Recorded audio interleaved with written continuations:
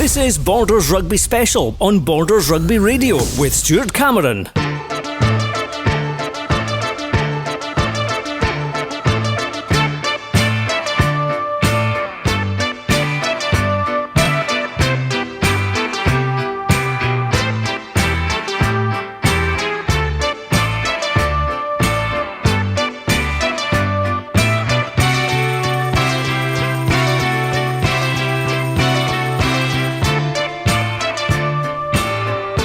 Well, hello, welcome to you all at Pointer Park for this week's Borders Rugby Special. For the next 3.5 hours, we're going to bring you the latest score updates and live commentary from two featured matches today. Here between Kelso and Gala in National 1, which kicks off at 3 o'clock. And also in East League 2, it's Langholm versus Dalkeith. And that's the match that we're going to be concentrating on first of all, because it's a 2 o'clock kick-off down there in Milltown. And Langholm could become East League 2 champions today if they get just 1 point from their match against Dalkeith, and that may sound easy, but in fact Dalkeith are lying in second place and are the only other team in the league who can pip them to the title. Well, down there for us this afternoon are Hugh Brown and Robin Purdy, and Robin, if we can start with you, make no mistake about it, Dalkeith are there to spoil the party, cause a bit of an upset. Oh, good afternoon from Milltown, Stuart. You're absolutely right. They are not here to make up the numbers. I've had a chat with their coach, I've had a chat with a few of their players, and they are bang up for this afternoon, let me tell you. Well, with Duns at the bottom of the East 1 table, Langholm next season would presumably leap above them and become the Borders' 9th ranked team. So another incentive for them there. Oh, absolutely. They require a point from their last 2 games. Langholm, we're expecting a big crowd down here today, and yeah, you're absolutely right. They'll go up and they'll become the 9th ranked team, and just another incentive for them today. Like I say, it's all on the line. The league title can be won here today, and we're very much looking forward to seeing how this pans out. We do hear lots and lots of chatter, don't we, behind the scenes, and one of the things which we've discovered in the past week is the talk about the possibility that the East League, instead of becoming, as it is at the moment, 3 tables, could actually become 2 next season. Have you heard anything about that? Yes, there's been a bit of chat about that. There's been chat, there's 1 team going up, there's also been chat that 3 teams might go up, but I think as far as Langholm are concerned, they just want to get the job done here. They want to get it done today in front of their own fans, and that will take away any ambiguity as far as they're concerned as to whether or not they go up as 1 of 1 or 1 of 3. They won't care one jot as long as they go up. Now, Hugh Brown is with you today, and Hugh, all the team on Borders Rugby TV and radio, out of all of them, you've probably followed Langholm the most this season, and you've been very impressed with them. I have indeed, Stuart. Good afternoon to you from a sunny Milltown. I'm down at the front of the stand. I've watched Langholm twice this season. First game of the season up at Livingston. That was a tough one. They came out by victorious by just 2 points, 31-29. Then a fortnight ago at Corstorphine, when it was expected that Langholm would win that the championship, and sadly they lost 19-12 against a very tough Corstorphine side, who are still in the mix, depending, as you and Robin were saying, on how many teams go up and how the leagues are structured next season. It is all to play for here this afternoon. If Langholm get just a bonus point, a losing bonus point, then they would end as champions, whatever happens. If, however, Dalkeith win and they don't, then it means it goes down to the last game of the season, which isn't for 4 weeks, till the 25th of February, here at Milltown again, when Langholm will play Hoyk Lundin. And it could go that far. Let's hope it doesn't, though. But we'll find out as the afternoon progresses. But I'm about to chat to the 2 coaches who are with me at the front of the stand, starting with Jason Hendry from Dalkeith. Jason, welcome to Milltown. Nice to see you. You too, Hugh. Now, Dalkeith are still in the mix, depending what happens, to actually get promotion, but actually also to finish as champions. Yeah, funny as that may sound, I think we kind of, the whole champions thing, I think that's probably past us at this stage. But that promotion spot, whether it be 2 places that go up or 3 places that are going up, that's what we're after. So we're not down to make numbers today. We're down for the win. We need the points. And we'll give it a go. We're here to ruin a party, I think. You are. Did you expect to be this high up the table? No, definitely not. I think at the start of the season we all kind of talked about it. It was going to be more a transition season from what we had last year. We obviously lost a lot of guys from our successful team last season, and we've replaced them with second team players, and these second team players now they've got us. We're sitting second. That's where they've got us as a squad, as a club. We've yeah, we've developed a heck of a lot this season. So this is a bonus, to be fair. But now we know that we're good enough to be up here, to be up this end of the table, and hopefully push on to getting promotion. How difficult is it for a club like Dalkeith to attract players? Yeah, it's pretty hard. You're trying to compete with a lot of kind of Edinburgh teams. It's to get guys out into the city to come down to Dalkeith. Rugby's totally different now, where guys aren't prepared to travel, and there's a good core group of these guys. They're all Dalkeith. You've played through the age groups, and we've got a good Colts side coming through. So yeah, next 2-3 years it's looking really, really good. We can recruit players, but you know what, we just have to trust the system that we've got in place at the moment at the club, and it's working. You look at a lot of we've got 2 young guys playing the first senior season this year with Jamie Ray and Sam Sutherland, and these boys have been outstanding this season. So yeah. I've been watching the boys warm up and chatting to some of them, and one of the things I've noticed is you've got a very big, strong pack. Yeah, our pack is definitely it's a weapon. It's and the good thing about it now is they're getting fitter, they're more mobile, and you know what, we use them pretty well as well. They're good. They are good. We rely on our pack quite a bit, but then you know what, we've got the backs that complement that as well now. And the last 2-3 weeks we're clicking. We are clicking both forwards and backs. Prediction for this afternoon? It's going to be a great game of rugby, and I think we will pip it. Well, we'll find out as we go on. Jason Hendry, the coach of Dalkeith. Thank you very much indeed. Joining me now is his opposite number from the home side, from Langholm here at Milltown. That's Craig Hislop. Good afternoon, Craig. Good afternoon, how are we doing? Not bad at all. How are you doing? Because this is the crunch game. We thought, when I watched you 2 weeks ago up at Carstorphine, that you would do it and you would be champions, but sadly Carstorphine had other ideas and beat you on the day. Certainly did. We didn't turn up a couple of weeks ago. Wasn't the best of days weather-wise, so hopefully the sun's shining at Milton will get the job done today. Now, of course, your big problem today is the fact that your skipper, Nathan Smith, who's so influential with the boys, unfortunately had an accident in training on Monday night and broke his ankle. Yeah, at the end of the session on Monday night, rolled his ankle, so absolutely gutted for Nathan personally. He's been with us through the whole journey from where we're just about folding as a club, and he's captained the team last season and took it very hard himself, so hopefully we can get it done for ourselves and for Nathan as well.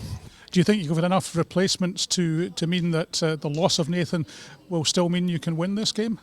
Yeah, we went well on Wednesday night. We've got young Ben coming in at standoff, who's a talented young player, so with the experience we've got around about him, I'm sure the lads will get the job done, and Nathan will be watching and proud of young Ben filling his boots for him. I hope we can get Nathan up to the commentary box for a wee while as well this afternoon to watch the game with Robin and I. You know, it's fair to say, Craig, that you've been very unlucky the past couple of seasons, because you've come so close yet so far from gaining promotion, haven't you, in the past 2 seasons? Yeah, finished up second a couple of years back, and then obviously the league's got restructured, so we didn't get the promotion we thought we were getting and what we'd worked for all season. And then last year, obviously, we failed at the final hurdle to see it home at Leith, which was a really hard one to take. But this season the boys have done well, and definitely they've got a grit in their teeth to get this over the line today. Well, today it's in your own hands, isn't it? If you win today, or even get a bonus point, you'll finish as champions of East League Division 2. Yeah, it'd be nice. We're just concentrating on the performance now and getting the basics done right, and that gets us the win. It'll be a good night, I can assure you. I'm sure it will. Good luck to the lads this afternoon. Craig Hislop, thank you very much indeed for joining me down here at the front of the stand at Milltown. Craig Hislop and Jason Hendry, the 2 coaches of the teams today. It's Langholm against Dalkeith in East League Division 2, and this could well decide who finishes as champions. The kick-off is at 2 o'clock. Okay, thank you very much indeed to Hugh Brown and also to Robin Purdy down there at Milltown today. Well, join me at the back of the stand is Dale Clancy, who's rustling about trying to get his headphones, and I think he's found one. Yeah, I've got them. Oh, he's here. there. Marvellous. What about that then? Milltown, big day for them. Yeah, it's a good occasion, as we said on last night's show. It's disappointing we couldn't see it in a border derby and have that occasion to try and get the trophy and get the league victory against Hoytland Dean. But Dalkeith is a big task, a difficult game for them as well, Langholm. So it's going to be an interesting day at Milntown. That game, of course, kicks off at 2 o'clock. We'll be having first half commentary. Then we'll be dipping in to the second half because obviously our Kelso Gala game will have kicked off at that point as well. But we will have the last 10-15 minutes of the big match at Milntown. Let's hope it's going to be a Langholm success from a Borders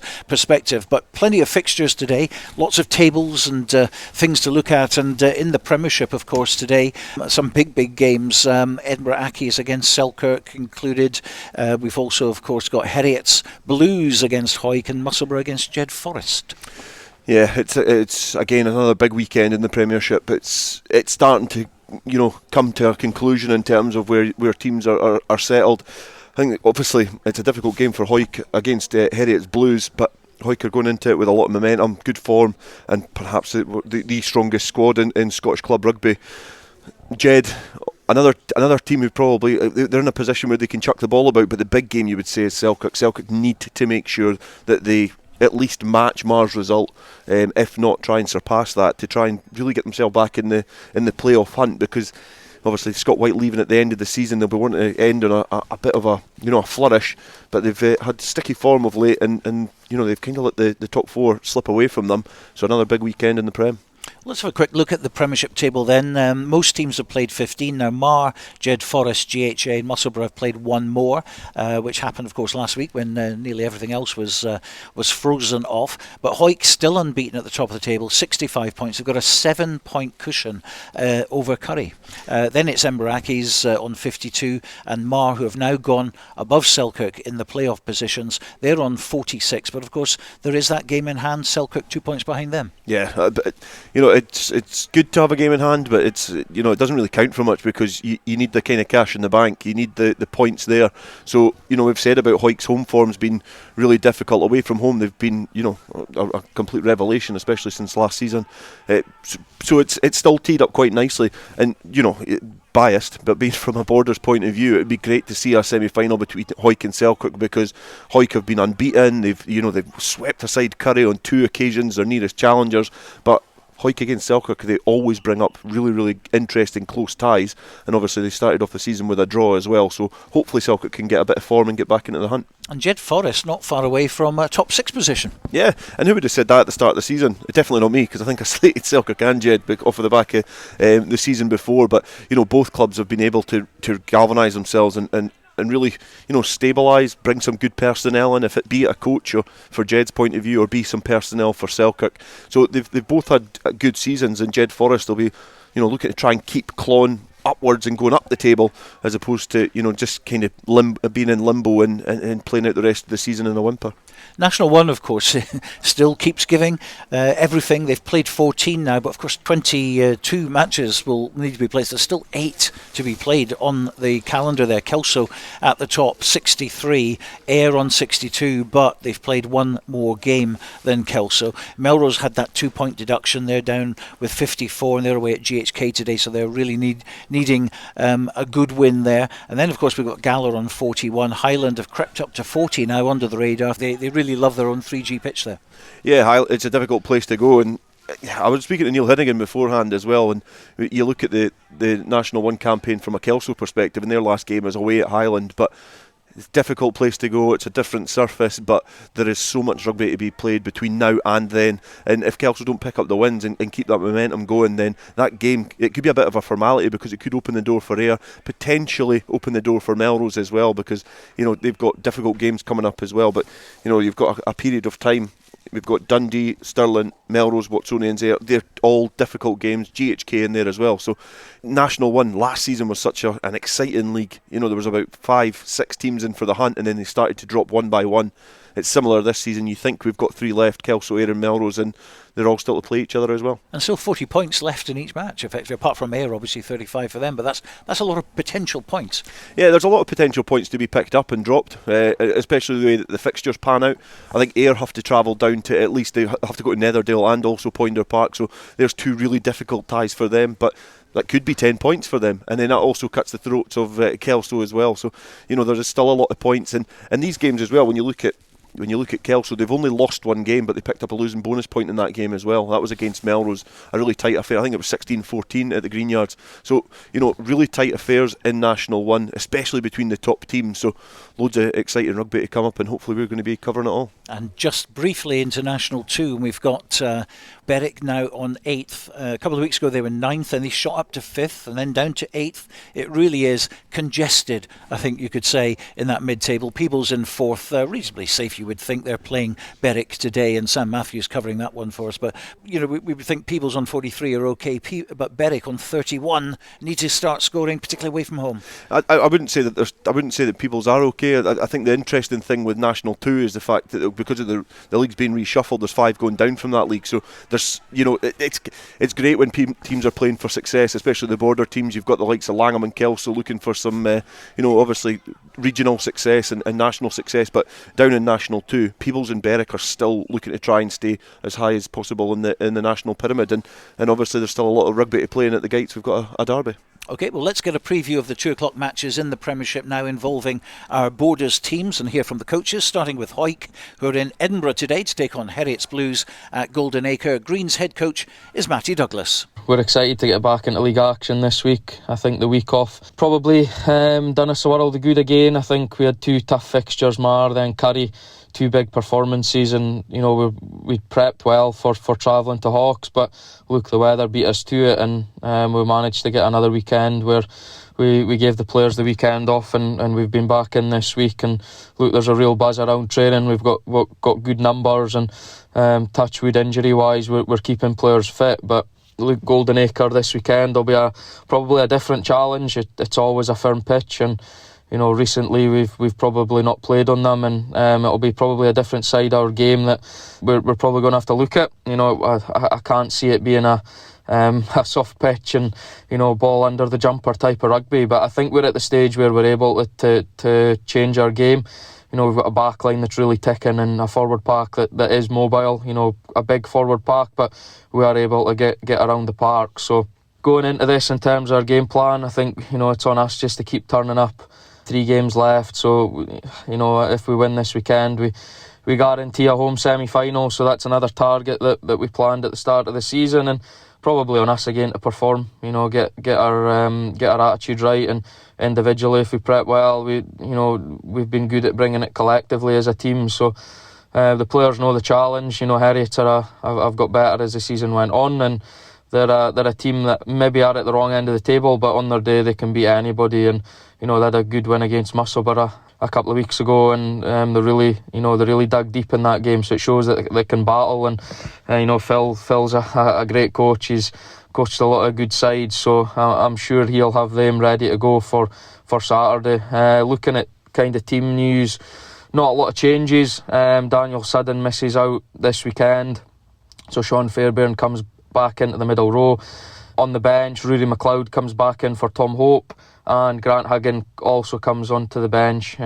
He's not featured for a little while, so good to see him back in the squad. So I think it's another big game for us to try and keep performing and put some momentum together heading into what is a tough couple of weeks before the playoffs. Well, also in the capital today are Selkirk, unbeaten away from home despite losing 5 times at Philippock this season, and a real must-win game for them, as we mentioned with Dale earlier on, against third place Edinburgh Accies. Here are the thoughts of head coach Scott White. No qualms about it. It's going to be tough, and that we've got to be on it. I think obviously there's been a kind of wee bit.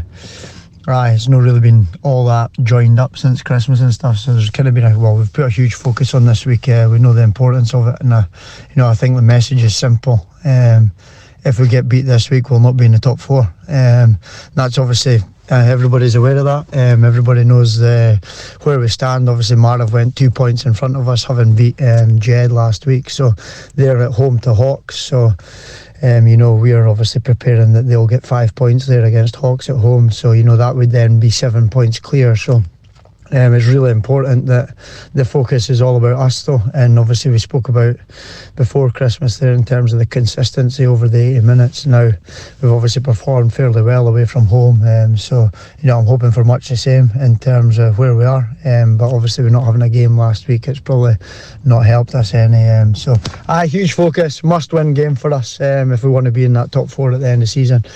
Team wise this week, front row be Kieran Thompson, James Bett, Bruce Riddle. Middle row will be Andrew Cochrane and Callum Turnbull. Back row will welcome back Ross Nixon and Andrew McComb at 8, and then Scott McClement will be at 7. So Munro's obviously away to South Africa now, and in the back line, Ethan McVicker will get his first start of the season at 9, Aaron McComb at 10, Craig Jackson, Ryan Cottrell in the centres, Lachlan Ferguson, Josh Welsh on the wings, and Callum Anderson at full-back in a fairly settled back line. So yeah, look, we're looking forward to it. Everybody knows kind of what we need to do, so we've got a definite clear aim for 3:30 on Saturday. Scott White, and also covering the Aki Selkirk game today at Raeburn Place is Alan Lorimer. I think we can actually go to him now for some team news. Selkirk take on Edinburgh Accies at Raeburn Place this afternoon, knowing that this is a must-win match if the Philip Hall men are to fulfil their hopes of reaching the playoffs. It's an away match for Selkirk, but given their record on the road this season, Scott White's team will not be fazed by playing on less familiar turf. And speaking of turf, the pitch at Raeburn Place looks in good nick, despite the recent wet and then cold weather, and with the sun giving hints of springtime, the conditions should suit a Selkirk side that likes to run the ball. That said, expect Selkirk to mix it up front, but what they don't want is an afternoon of set scrums. But Selkirk do have the formidable form of Zen Schwarzgrad on the bench, and he will certainly want to demonstrate the form that earned him a further call-up to the Poland international team. Selkirk are up against an Accies side that over the piece this season has proved to be a useful outfit despite a few blips during the current Premiership campaign. Accies have a useful backline under the direction of skipper and standoff Jamie Looms, one of the most underrated 10s in the Premiership. So a real battle in prospect, but so too the expectation of quality rugby from two quality teams. Alan Lorimer at Raeburn Place today. He'll be keeping us up to date throughout the afternoon on Selkirk's huge game against Edinburgh Accies. Well, Jed Forrester safe from relegation issues and travel to Stony Hill today, where they meet bottom club Musselburgh, and their head coach, of course, is Andrew Brown. We spoke a lot on Tuesday about the importance of sort of getting back on the bus and getting the consistency back in our game, which was lacking from last week. We're also looking forward to the game in hand. It's going to be a tough challenge, and I understand that Jed they've never really performed away at Musselburgh. So that's the first challenge to them is to get on the bus and to put a full 80 minutes in against this Musselburgh team. It's crucial for them to perform. So we can't go into it with any complacency. We're looking at the next few weeks. We want the mood in camp is that we want to finish strong. We want to close these last 2 league games out.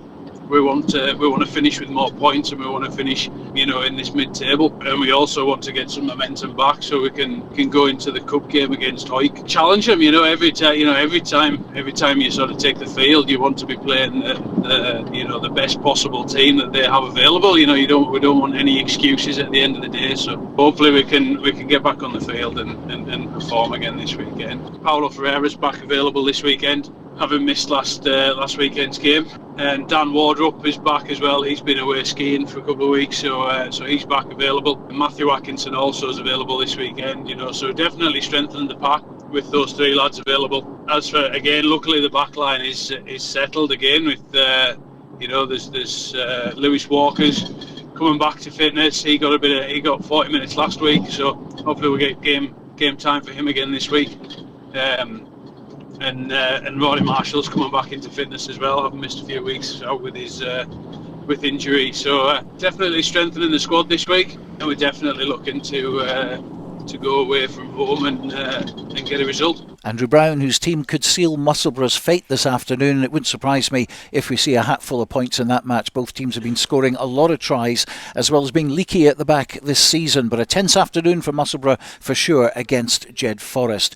We'll be concentrating later on the big game here at Poynter Park between National 1 table toppers Kelso and 4th place Gala, which kicks off at 3 o'clock. But it's a 2 o'clock kick-off for Melrose. They're currently in 3rd position in the table. They visit GHK, and before they set off, head coach Bert Grigg had this to say. Obviously the last time out they had a pretty good result at home to Gala, which I'm sure has given them a bit of confidence playing border sides up there, and they've got a bit of experience in their team with some ex-Ayr players and Ayrshire Bulls players that certainly lead the team round the paddock, but I still think there's opportunities for us to get the better of them in certain areas, like what we did at the Green Yards at the start of the season. Relatively unchanged team for us for the first time in a very long time from last weekend, the same starting 15. And then we welcome Angus Runciman after his broken jaw against Kelso. He returns to the bench to provide us with that little bit extra experience off the bench, which is exciting to see. So looking forward to the trip up to GHK and what I'm sure will be an entertaining game. That is Bert Grigg, the coach from Melrose, looking for 5 points this afternoon to keep Melrose's promotion hopes alive. And of course, we're not too far from kick-off in that one. After the break, we have that big match coming up live for you, Langholm versus Dalkeith. Based in Galashiels but covering the whole region and beyond, Borders Mortgage Hub is your one-stop shop for all things mortgage related in the Borders. Visit us at bordersmortgagehub.com or call us on 01896 807 008. That's 01896 807 008. Borders Mortgage Hub. Mortgages for the Borders in the Borders. Hi, Nicky Walker here, Curriculum Manager for Borders College Sport. Are you passionate about sport? If so, then look out for the return of our Borders College rugby, football and hockey courses in early 2023. Borders College, regionally focused, globally engaged. To commemorate the 7th anniversary of the opening of the Borders Railway, an 8 DVD box set is now available featuring the complete series Borders Railway from start to finish, plus the full hour-and-a-half documentary 5 Years On, which examines the possibility of an extension to Carlisle, plus extra features including a cab journey along the entire Borders Railway, all for the special price of just £14.99, including post and packing. You can get your copy direct from hotdisc.co.uk/shop. That's hotdisc.co.uk/shop. The 8 DVD box set, The Complete Borders Railway, is available now. When the weather's dreich and a storm's a brewing, you need a strong, windproof, quality umbrella delivered with good old-fashioned customer service and at an affordable price. Up here in Umbrella Heaven, we say you tackle the ball, we'll tackle the weather. UmbrellaHeaven.com for when the heavens open. Borders Rugby TV's charity partner Evie's Baton Journey is having a ball on March the 25th at Springwood Park, Kelso. Tickets and sponsorship details are now available on the official Facebook page, which you can visit from bordersrugby.net. Evie's having a ball, March the 25th, Springwood Park, Kelso. This is Borders Rugby Special on Borders Rugby Radio. Couple of minutes to 2, we're live here at Poynter Park in Kelso for the big match at 3 o'clock in National 1. It's a border derby between Kelso, top of the table, and Gala in 4th. But now it's time to cross to Milntown in Langholm for commentary on the first half of the East League 2 game between Langholm and Dalkeith, and everyone from the Borders hoping that Langholm can win the league this afternoon. Our team down there are Hugh Brown and first Robin Purdy.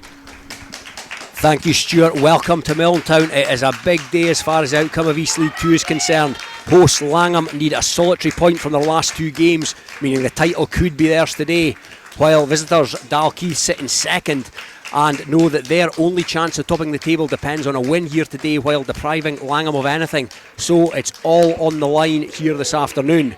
Joining me in the commentary box is a man who's seen Langholm at close quarters this season. Good afternoon to Hugh Brown.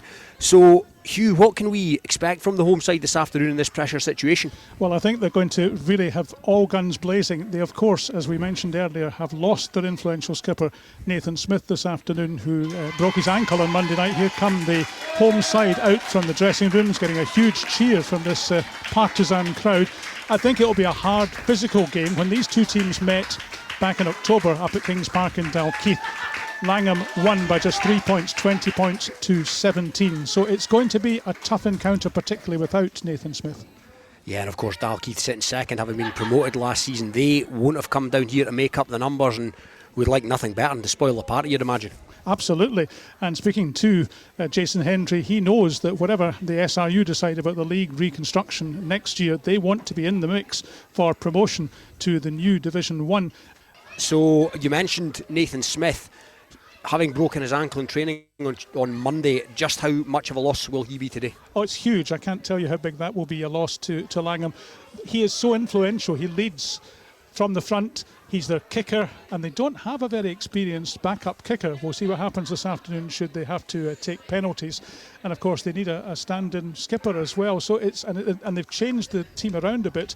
Jonathan Wilkes, who normally wears number 9, is at 15 today, for instance. So it means that Craig Hislop has had to do a few changes to the lineup of the team. But they, make no mistake, will be wanting to win the championship today at home against Dalkeith. But Dalkeith, as you said, they'll be out to spoil the party. Yeah, and we're just about underway here. It's going to be Langholm to kick things off. Their young standoff Ben Jardine.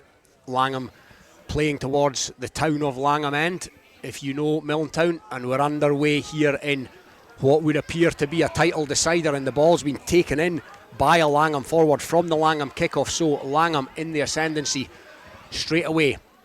First pass of the afternoon for scrum half Andy Allison, the experienced Andy Allison. Now Langham coming round the corner with the forwards, and that's a good carry. The legs are pumping. The tackle by the Dalkeith scrum half Ali Baines, but it's Langham possession. Now, that's a big hit on the standoff, the aforementioned standoff, the youngster Ben Jardine, but he rode the tackle actually, and he's taken play up into the Dalkeith 22. Allison at the base, looking for forwards to run. That's Stevie Nichol, his first involvement of the afternoon. Langham still with possession in the Dalkeith 22. Maintaining possession, Allison's at the base of this one.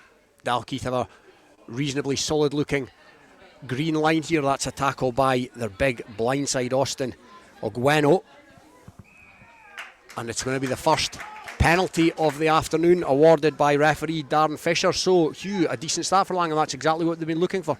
Absolutely, Robin. They wanted to start quickly, get points on the board and frighten Dalkeith, because Dalkeith, as we mentioned, are the bigger team, certainly in terms of size and in terms of the players in the pack. So they want to get points on the board. Let's see if they can do just that. And this will be their stand-in kicker this afternoon. Yeah, it's Ben Jardine. Now, this is an imminently kickable penalty in the 22, almost in front of the posts, and they've gone towards the corner instead of taking the 3 points, and Jardine has kicked that too far. It's gone over into the dead ball area, and that is an error there. That's a let-off for Dalkeith. Definitely is. That was a mistake there, and I did think they'd go for the 3 points to get the first score on the board, and actually it wasn't a difficult kick, I think. Certainly wasn't, no. And we're back underway with a 22 dropout from Dalkeith. It's taken in by Stevie Nichol, and that's a big carry by Nichol. Takes play back halfway between the Dalkeith 22 and the Dalkeith 10 metre line, so it remains 0-0 here at Milntown in this crucial battle at the top of East League 2. And that's another big carry by a Langham forward, but again Ogweno's in over that, but it's going to come back on the Langham side. Allison finds Tom Wilson. A good carry by Wilson, taking 3 or 4 of the Dalkeith players with him. Takes play up towards the 22, and it's another penalty awarded to Langham by Darren Fisher, and again bang on the 22 right in front. Hugh, what do you think they'll do here? Surely they're going to go for the 3 points this time, Robin. Yeah, referees already signalled, so there's going to be no such mistake on this occasion. They're going to take the 3. I'm thinking, Hugh, with that first one that was missed, obviously they only require a point. Might it been the fact that 4 tries, irrespective of the result of the match, 4 tries will see them win the league? Could that have been a factor? I think it might be. Maybe it was just a bit of inexperience there, because he is, after all, not used to being the main kicker. Let's see what he does with this one, though. It would be really good if they could get points in the first few minutes of this game. Coming forward to take this kick. Yeah, he's about to begin his run-up. He's bang in front on the 22. So a kickable kick for sure. Struck it well. He's put it right between the uprights. First blood here at Milntown to Langham. It's Langham 3, Dalkeith 0. The penalty by Ben Jordan, and that will put any nerves that he has, Hugh, that will put them at ease. It certainly will, and that's a good start for Langham, just exactly what they wanted. Remember, if they get just a bonus point in this game, then they will finish Division 2 as champions. Not that they want to do that, they will want to do it in their own right and win this game at home in front of quite a big crowd, actually, in the stand and watching from the front of the pitch.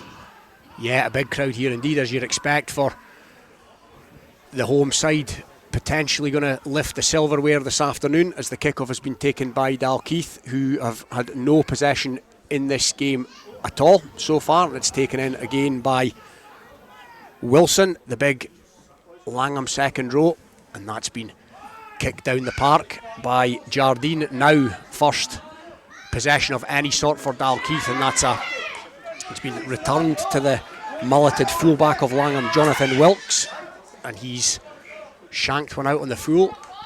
Wilkes, who played scrum half last time out, actually scored a couple of tries in the loss at Kirstoffer, but he's at 15 today. He's put that out in the full, so it's going to be a line out to Dalkeith right on the Langham 10-metre line. And yeah, you mentioned it earlier, Hugh, there's some big old lumps in this Dalkeith pack. Absolutely, they are a huge team. I don't think I've seen such a big pack all this season. I'm not sure if that gives them more of an advantage. It depends how fast they can run, I suppose. That's it. I mean, they were the best will in the world. Some of them don't look the best physically conditioned, but there's some big old boys there. Don't look at me when you say that, Robin. Yeah, that was Brian Smith, I think, with a throw in there. And he looks like he could be the third Stoltman brother, but yeah, here they come, and that's Claymore Corcoran with a big carry, but he's hit hard, and Langham players are in over that. Another one of the big forwards trucking it up in the midfield there, but they're not making too much headway at the moment as Baines puts out towards the backs. Now there's an injection of pace, and on the far side the winger takes it down the touchline. The Dalkeith winger, he's played it back inside, but the flag is up, and first decent bit of play there by Dalkeith, Hugh, showing what they're all about. Yes, they will be keen to win this one too, because they have more games in hand and they could actually still catch Langham mathematically, although Langham have a far superior points differential. But as we mentioned earlier, Langham's destiny is in their own hands this afternoon. Yeah, and Langham have taken the line out fairly quickly, and it's gone to the tail, and in there goes their open side wing forward Callum Henderson. So Langham now inside their own 22, still 3-0 here to the home side, but that's the third penalty that's been awarded to Langham so far, so this gives them a chance to clear their lines. But yeah, it was a decent enough break down the far side. He looks like he's got a bit of pace about him. Aidan Walker from Dalkeith, he's actually an Earlston boy, played for Jed Thistle back in the day, but the Langham penalty's been sent to the touchline, so it is going to be a Langham line out. The first arrows of this afternoon for their hooker Chris Tate. Normally is accurate in the line out. He's got a good work rate around the park as well, and again that's taken in cleanly there. So Jardine with the footwork, but he's been gobbled up by the meaty Dalkeith pack, but he's presented the ball well. That gives Stevie Nicol the chance to rumble it up. That's the third carry of the afternoon for him, so he's keen for work, and that's another carry. There's a big tackle in there by the Dalkeith forward. Now Boots been put to ball by the Langham player, and again that's gone out on the full, so just another error there with the boot, Hugh. Yeah, he just kicked it too hard, went out. And you'd imagine, it's a big occasion, let's be honest about it. It's a big occasion for the club as a whole, and you can excuse a few early nerves. You certainly can, and remember, as I said earlier to Craig Hislop, they've lost out the past couple of seasons narrowly on promotion, and this year they will want to do it and be in the new East League Division 1 next season as champions. Yeah, and of course this famous old club almost went to the wall back in 2016 when they had to concede a couple of fixtures due to lack of numbers, and the SRU informed that they'd be kicked out the league if they missed another, so it's been quite the turnaround under the stewardship of head coach Craig Hislop. It certainly has, and I mean they celebrated their 150th anniversary last year, of course, as well, and I watched them last May at Leith when if they'd won that game they would have got promotion, but sadly Leith were too strong for them, and it was Leith who were promoted and not Langham. This year they won't want that to happen again. Yeah, so it's a scrum to Langham, 15 metres in, right on their own 22 metre line. Andy Allison, the ex-Consett and Annan man, feeds the scrum. Now he takes it back, Allison. Bit of a mix-up there in terms of communication, and it's meant that Langham are now retreating, and they've lost 3 or 4 metres, but Allison's at the base of the ruck. Oh, and that's a big carry by a Langham forward. That sat the Dalkeith hooker on his backside, and he looks a bit the worse for wear, having got up, but Langham not making much headway as Jardine drops into the pocket, and he's sent that a fair old distance. Jardine, has that stayed in? Yes, indeed it has stayed in. It was kept in by the winger Steph Payton, so returned by Clark Young, the Dalkeith fullback. He's ex-Selkirk. Now Allison's put up a high ball, and it's bounced infield on this occasion. A few of the Dalkeith players disputing that. No assistant referees at this level, of course. But yeah, that looked from here that it bounced infield. So a bit of kick tennis has resulted in a line out to Dalkeith, just inside their own 10 metre line. And as you'd expect, first against second, Hugh, these teams just kind of sussing themselves out in the first 10 or so minutes. Yes, indeed, Robin, and Dalkeith in their green and red stripe strip with plain green shorts with that line out taken by Brian Smith. Yeah, and that's Langham have come up with a ball there, so it's an attacking platform from Langham here just outside the 22 as Ronnie Martin, another ex-Annan player in the Langham ranks, takes it up. Allison to Jardine. Jardine, the long floated pass, brings the backs into play. Adam Rowe.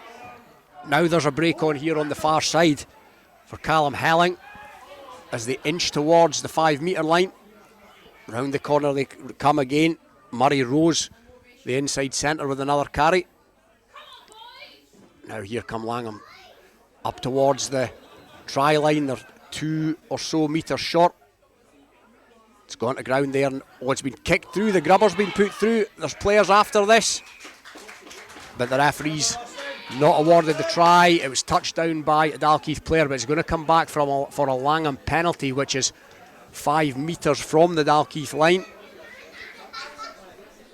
Round about 10 metres in from the far touchline here at Milntown, so another potentially kickable one, Hugh. Absolutely, and they are looking stronger of the two sides at the moment, pushing all the way. Good to see that too, and they were very, very close to getting the first score. I'll just jump in here with a couple of updates for you. In the Premiership, GHA 3, Curry 7 is a latest score. Heriots Blues 0, Hoyk 7. Hoyk's first try of the afternoon has been scored. In National 2, it's Falkirk 0, Boroughmuir 7. And as we've heard at the moment, Langham 3, Dalkeith 0. So we're back here for the Langham penalty, which has been kicked to touch. So the result of that is going to be a Langham line out, 5 metres from the Dalkeith line. The hooker, Chris Tate, will be looking to find his man this close to the line. So Tate to throw in, and it's been taken cleanly at the front. Now the drive is on, it's inching towards the line, it's picking up pace now. Here come Langham looking for this first try of the game. 3-0 to the good. So far it's gone to ground, and it's not come back on the Langham side, and a chance goes a begging, Hugh. Absolutely, they really should have taken that, Robin. Best chance of the match so far almost for the Reds. They need to make these chances count, and they need to get those points.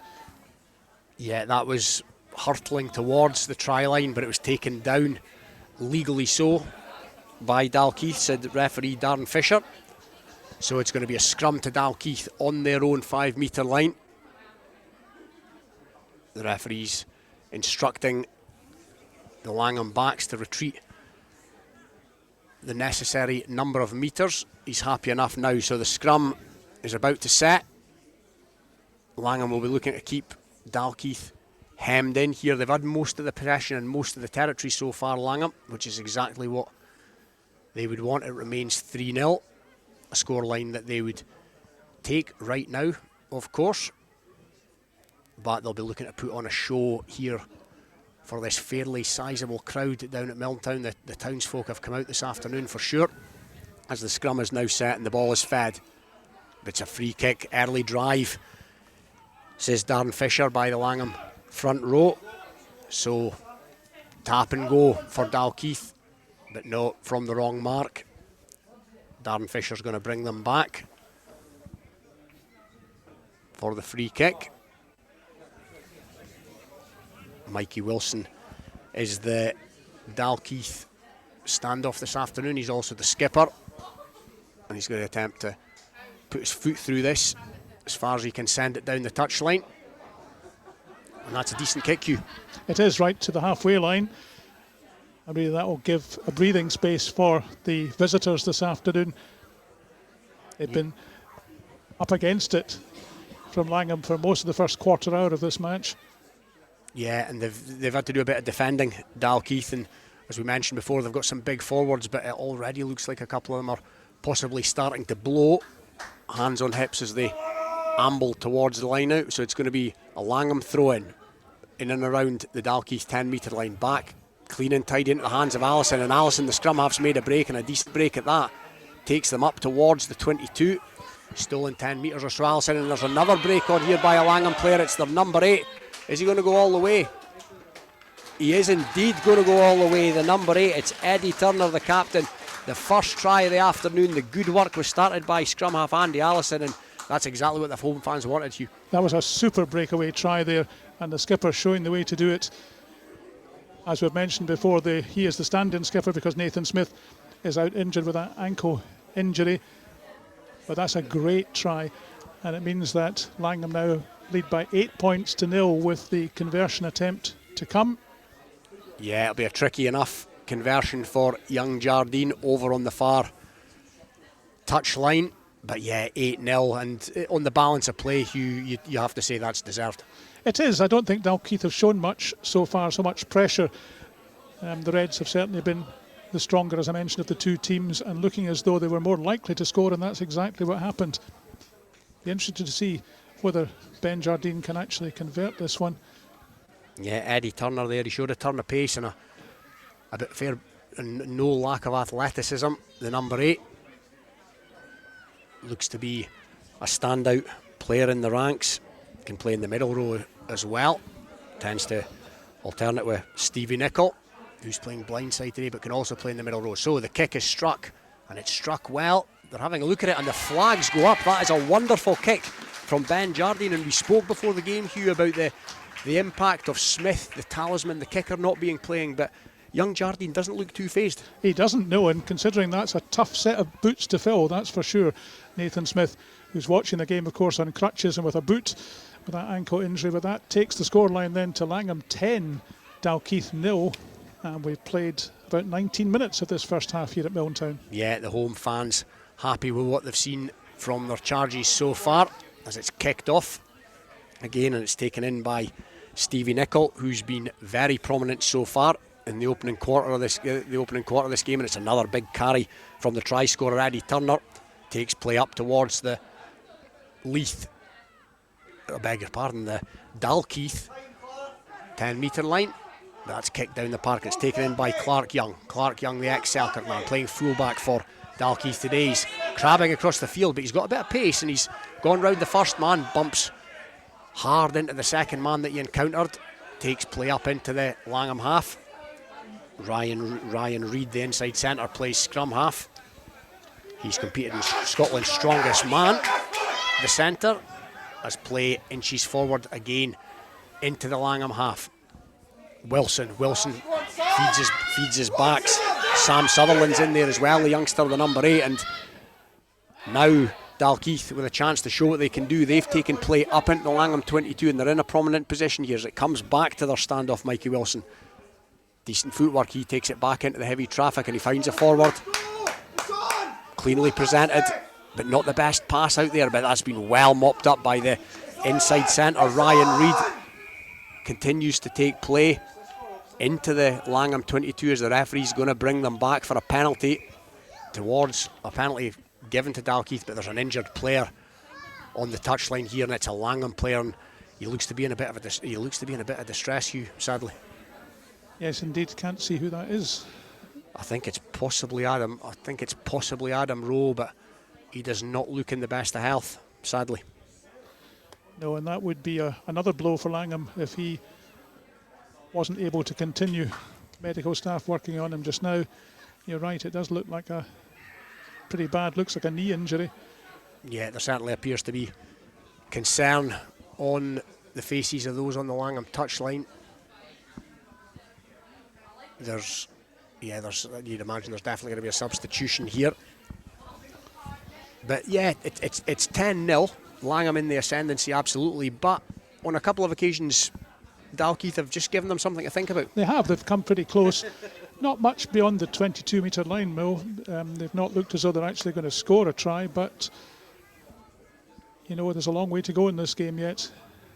Yeah, there is. And they have a penalty when play resumes. They will have a penalty inside the Langholm 22, maybe 15 or so metres in from the far touchline. So a good opportunity to jump in then. Latest scores and score updates from around the country. In Edinburgh Accies Selkirk game at Raeburn Place today, it's 5-0 to the hosts at the moment. Edinburgh Accies, Craig Jackson going off with a yellow card and Edinburgh Accies taking advantage of that one. GHA 3, Curry 21, already 3 tries on the board for Curry in second place in the Premiership. Heriots Blues 5, Hawick 7. Hawick went ahead early on, but Heriots have retaliated in that one. Still Mar 0, Glasgow Hawks 0, and Musselburgh have gone ahead against Jed Forest. It's Musselburgh 5, Jed Forest 0 in that game. Aberdeen Grammar went ahead against Ayr at Rubislaw 7-0, but Ayr have retaliated. It's now 7 apiece at Rubislaw in Aberdeen. Dundee 7, Watsonians 0 is a latest score. In National 2, Falkirk 5, Boroughmuir 7, and in East 2, along with Langholm, who are 10-0 up at the moment against Dalkeith, it's Hawick Lindeen 7, Corstorphine 5. Let's hand you back now and hopefully things improving at Milntown as far as the injury is concerned. Thanks, Stuart. Yeah, the injured player was Adam Rowe, the outside centre for Langholm. He has departed the scene. He looks in a bit of discomfort, but the play has resumed, and there was a scrum actually on that far side, a scrum to Dalkeith, which squirted out the side and was gathered in by Langholm scrum half Andy Allison, and he took off like a rat up a drain, but he's been pulled back, so it's going to be another scrum feed to Dalkeith just inside the Langholm 22. Decent platform from which to work for Dalkeith. They've not had too much territory of this nature in the game so far, and it's a good scrum by Langholm, but Dalkeith's going to come back on the Dalkeith side, and it comes to Mikey Wilson. Wilson feeds centre. Cam Watkins, the Kiwi, back again into the hands of Gav Davidson, one of the big burly second rowers. Gav Davidson on this Dalkeith team, but he's held on just a fraction too long, and the penalty's been awarded to Langholm. We're joined in the commentary box now by Langholm club captain Nathan Smith. Nathan, what have you made of it so far? It's exactly what we expected. They're a big physical team, and that's the way they've come at us. So far, dealing with it.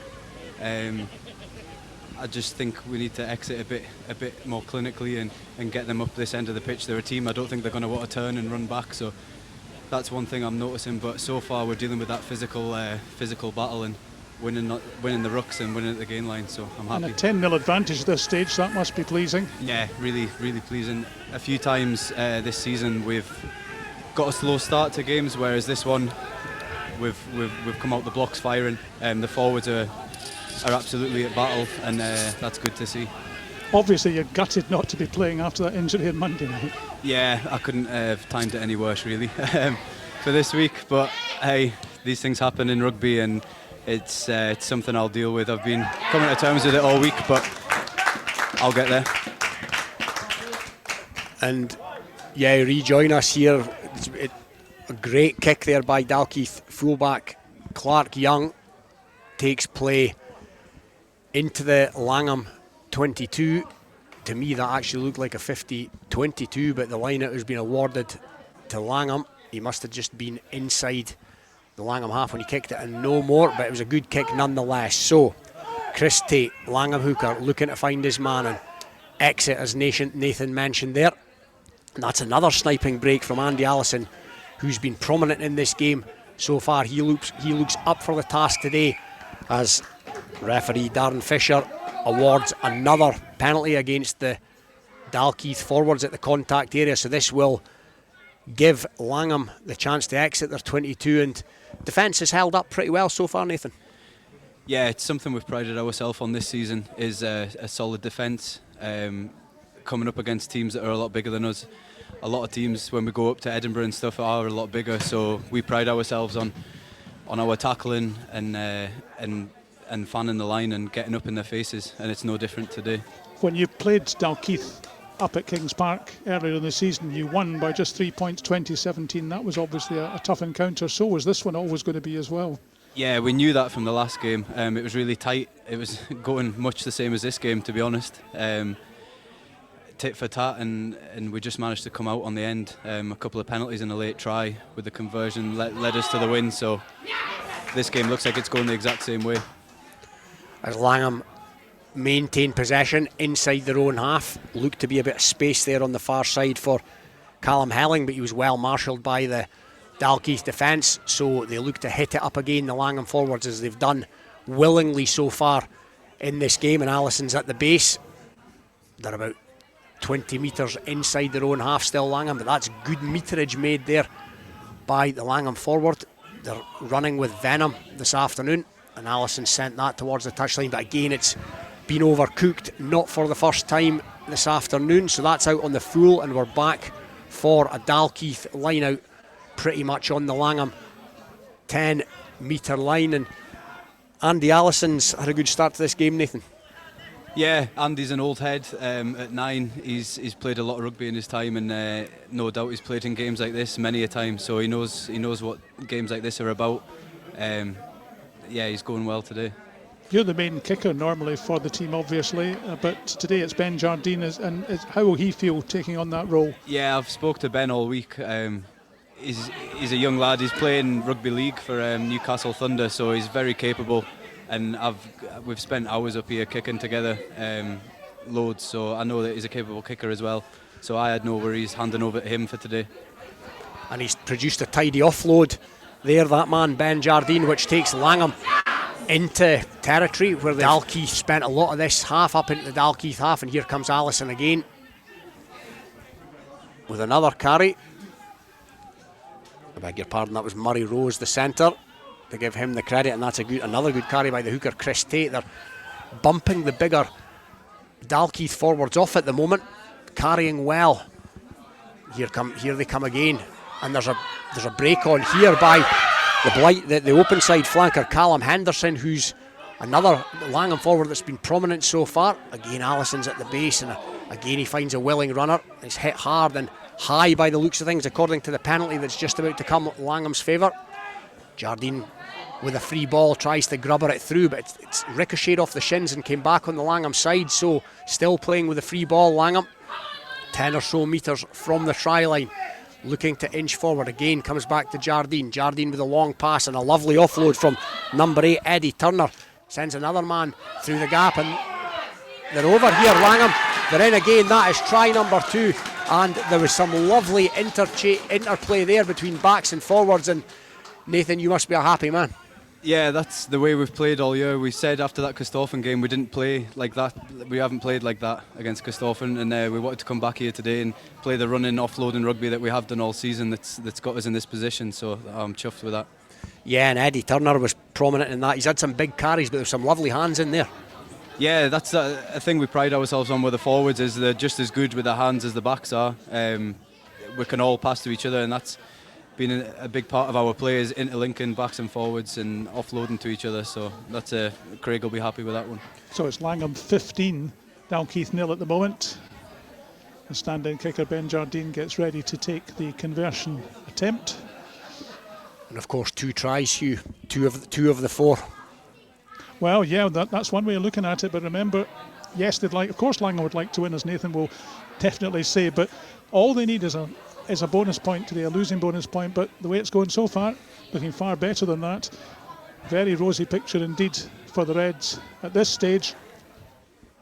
Just after the half-hour mark of the first half. As he begins his run-up, he struck it well enough, but he's pulled it just to the left of the upright. So it remains Langholm 15, Dalkeith 0. Langholm in a commanding position with 2 tries to their name. Just a reminder that Langholm only require 1 point from this game to be league champions. So as we say, they're halfway to a try bonus point, but they'll be hoping for more than that now, given the position that they're in. And we mentioned it before, Hugh, some of these bigger Dalkeith forwards are taking their time, shall we say, to get up to run and chase this kickoff.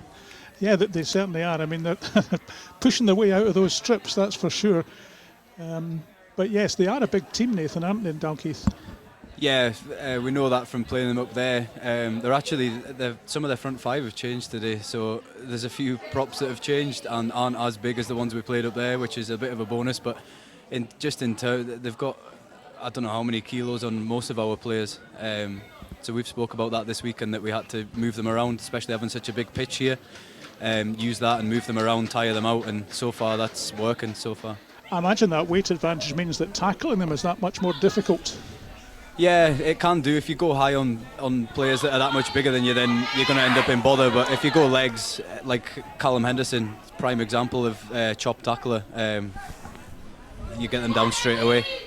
Yeah, and there's a break on. Langholm received the kick-off, and a good thunderous carry again by Eddie Turner, the skipper, in Nathan's absence, of course. And there's a big tackle there by a Dalkeith player. Almost had the makings of a tip tackle, but he thought better of it. And there's another break on here, and it's going to culminate in another score for Langholm.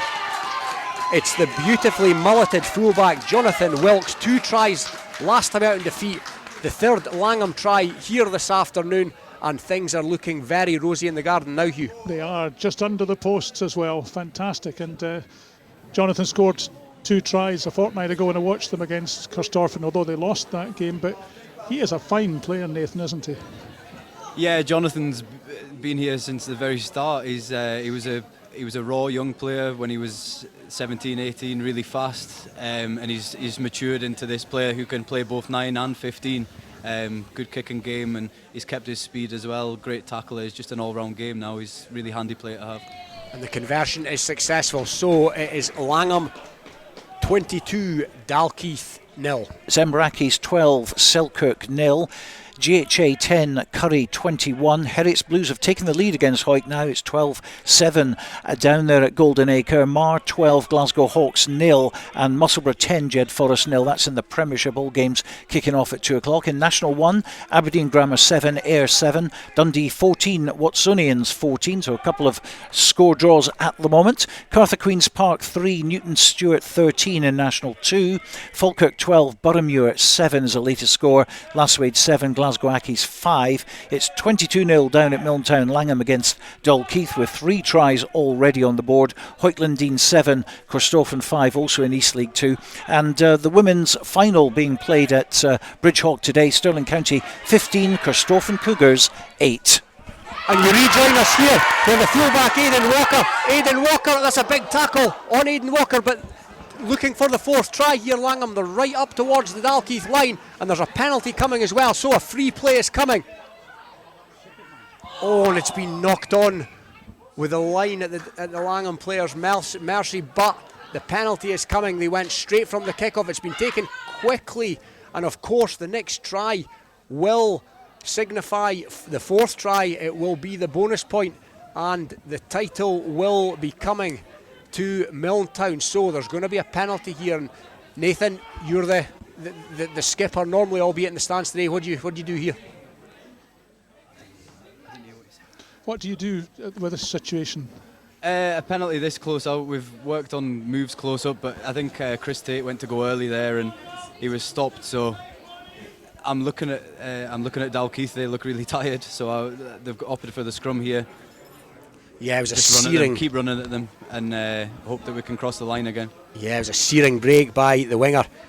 Callum Helling up this near side. It was almost reminded me of John Bentley's famous weaving try for the Lions in '97. He almost arced back under the post as the scrum is fed.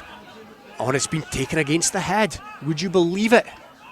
So, Dalkeith with the possession, albeit camped 5 metres from their line, as Nathan says that some of their forwards starting to look more than just a little weary. It's played back to their standoff, Mikey Wilson. He's put his left foot through that, and that takes play. Decent enough kick, actually, from Wilson. That was a missed opportunity, I think, though, for that 4th try, Nathan.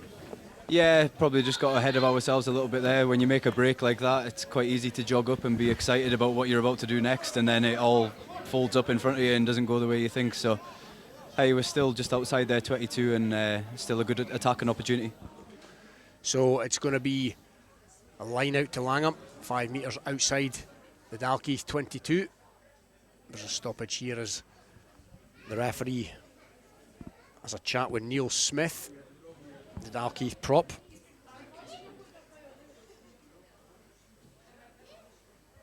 But yeah, there's an injury here actually to one of the players, so a bit of a break in play, but yeah, it feels, Nathan, that it's imminent now. Yeah, I didn't expect that to happen. The past 10-15 minutes, it's just the game's opened up. Watching their games back this week, I have noticed that once they go tries down, they do start to fall off. They're not a team that can chase back very quick, so when you do make breaks against them, holes appear everywhere, and it's down to us to pick those holes and keep going with that. Just one more try to get, but no, it's looking good so far. So Langholm line out, lifters put the jumper in there, and that's a beautiful ball off the top to Allison. Allison, there was a dummy runner there, but the pass has gone loose in the midfield and it's taken play almost back towards halfway, but Langholm maintained possession, looking for this crucial 4th try, but the penalty's been conceded by Langholm on the Dalkeith 10 metre line, and that will give Dalkeith a breather, if nothing else, Hugh. Yes, I think you're right there, Robin, but I do think that 4th try is just so close yet so far. Maybe it'll come before half-time. We're heading towards that half-time whistle. About 2 minutes left for play, plus some injury time, I suspect.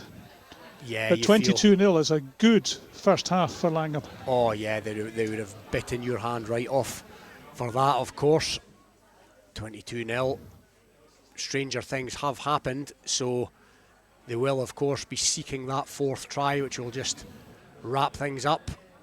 And it's going to be line out to Dalkeith from the resulting penalty. Corcoran throws in, but a Langholm hands got in there and palmed it back, so it's Allison now, the Langholm scrum half at the base. He feeds Eddie Turner, number 8, yet another carry for Turner. Oh, but it's been picked up and picked out by Dalkeith. Austin Ogweno it was, this burly blindside flanker, the ex-Nottingham man. But that again's been lost by Dalkeith, and Langholm now come up with the ball, and it's Callum Henderson. He's been everywhere in this first half, as he tends to be most weekends. And again, Langholm have put the ball down the park, so it's taken in by Clark Young, fullback of Dalkeith, and he sent it down. Now, oh, there's a big meaty kick there by a Langholm player, but it shot straight into the midriff of Callum Young, and it's gone out for a line out just in front of us here in the stand at Millentown. So Chris Tate will throw this in. Langholm line out has functioned well this afternoon so far, and it's functioned well on that occasion too. Back to Allison. Allison to Murray Rose. Carried in to the heavy traffic, but maintained by Langholm. It's Allison again, and that was a decent pass, and there's men over here, but the ball's been spilled, and it's been spilled forward. And is there possibly just a wee bit, they know it's in sight, it's in sight, Nathan? Are they almost trying too hard? Yeah, probably. We've done that a few games this season where we get carried away, we get a quick couple of tries, and then you start to think that everything's going to come off and you get ahead of yourself. But we've got another half to go at it. If I was there, I'd be saying just to calm down. I would keep kicking the corners, keep turning them, because we've stopped doing that as well. Once you get a bit of joy breaking the line, you start to try and do it all the time, whereas it's probably easier just to keep turning them and get in the right positions before you start attacking. I think 2 weeks ago when I watched you at Corstorphine, one of the reasons Corstorphine won were the pitch conditions, which were very, very heavy, very muddy, and I think they played better and took advantage of that. But today the pitch here at Milltown is in great nick and looking well. Yeah, 100%. Up there, that just wasn't our day. Horrible windy, wet conditions, and like you say, the pitch was really heavy and horrible. We haven't actually played on this pitch since November, so it's in the best possible condition for our game. Yeah, definitely. And you want to win this today, not only to win the championship, but so that you don't have to win it in 4 weeks' time against local rivals Hawick Lundin. Yeah, definitely. When it was called off last week, we had that sort of attitude towards it. You want it done. We've spent the whole season chasing it to get it finished as early as possible, not leave it to last games and stuff like that, because you've been there before, haven't you? Twice. Going off last year, that wasn't great. So we wanted to. I've said it all season. We wanted to bring that to as early as possible this year, and hopefully we'll get it done today. So we're back for a Langholm line out, almost equidistant between the halfway line and their own 10-metre line, and again that has functioned well, and it's back in the grateful hands of Allison, but he's been scragged by the Dalkeith forwards who pile in over the top, and they've won possession, the Dalkeith forwards. They didn't look too keen to be doing too much a couple of minutes ago, almost kind of plodding from ruck to ruck, but they've upped their game, and just as I say that, they have conceded a penalty, so a penalty to Langholm. Just on, there's been a bit of back chat to referee Darren Fisher as well, and he marches them back 10 metres. In fact, he's marching them back a bit further. There's been 20 metres conceded there due to Dalkeith back chat. So it'll be a penalty now to Langholm centre field on the Dalkeith 10 instead of their own 10. You'd imagine this will be sent to the touchline by Ben Jardine, who weighs up his options. And he's done exactly that. He's played it fairly safe, which is the right thing to do, and it's going to be a line out to Langholm just outside the Dalkeith 22. So can Langholm put this title to bed shy of half time? One more try will see them over the line, irrespective of the result. It will be a fourth try and a bonus point try, and they only need 1 point to seal the title. It's 22-0 back in the hands of Allison from the line out. Jardine's got runners, but that's been fumbled, it's been knocked on, and it's been hacked forward by a Dalkeith player, so advantage was taken there, and it's been sent down the park by Clark Young, the Dalkeith fullback. Now it's into the hands of Jonathan Wilkes, one of the try scorers. Wilkes, he takes it up another 2 or 3 metres. Langholm back in the Dalkeith half. There's a carry here, Tom Wilson. Allison at the base of the resulting ruck. So Langholm looking to build again, just maybe gone slightly off the boil in the last 10 minutes or so, but there's Nicol with another carry, and he's swatted off a couple of Dalkeith players. Nicol, as he's done on more than one occasion in this half. So it's back out to Jardine again. Jardine puts in the little chip, and that's a handy little chip to Callum Helling, the winger, but he was offside, and things not quite coming off now, Hugh. No, and I think we're into the final phase of this first half, well into injury time now. I suspect this may well be the last kick of the first half. And the referee disagrees, I think. Missed touch. Yeah, he's done well. Wilkes, the fullback, to keep that in. And that's not his best kick, however. Wilkes, he's put it in straight in the hands of Austin Ngueno. Now there's a chance on here for Dalkeith as we look to end the half. The Dalkeith winger down that far side, and he's in the Dalkeith winger. That's a beautiful piece of running by Aidan Walker, and we didn't see that coming. Yeah, I don't really know how to explain that. The missed touch, just a poor kick from Jonathan is giving them half the field to attack. And like I said before, it's a big pitch here, so they had numbers on the outside there with a gassy winger who's just gone around the outside. So it maybe be a wake-up call for our boys. They've maybe thought they were getting on too easy, so it's maybe a wake-up call. Yeah, that'll give the Dalkeith side some confidence, I think, going into the break with a try on the board. Yeah, like I said, when I've watched the games back, when the go tries down, their heads go down, but for sure, them getting a score back in the game, they'll no doubt be up for it second half.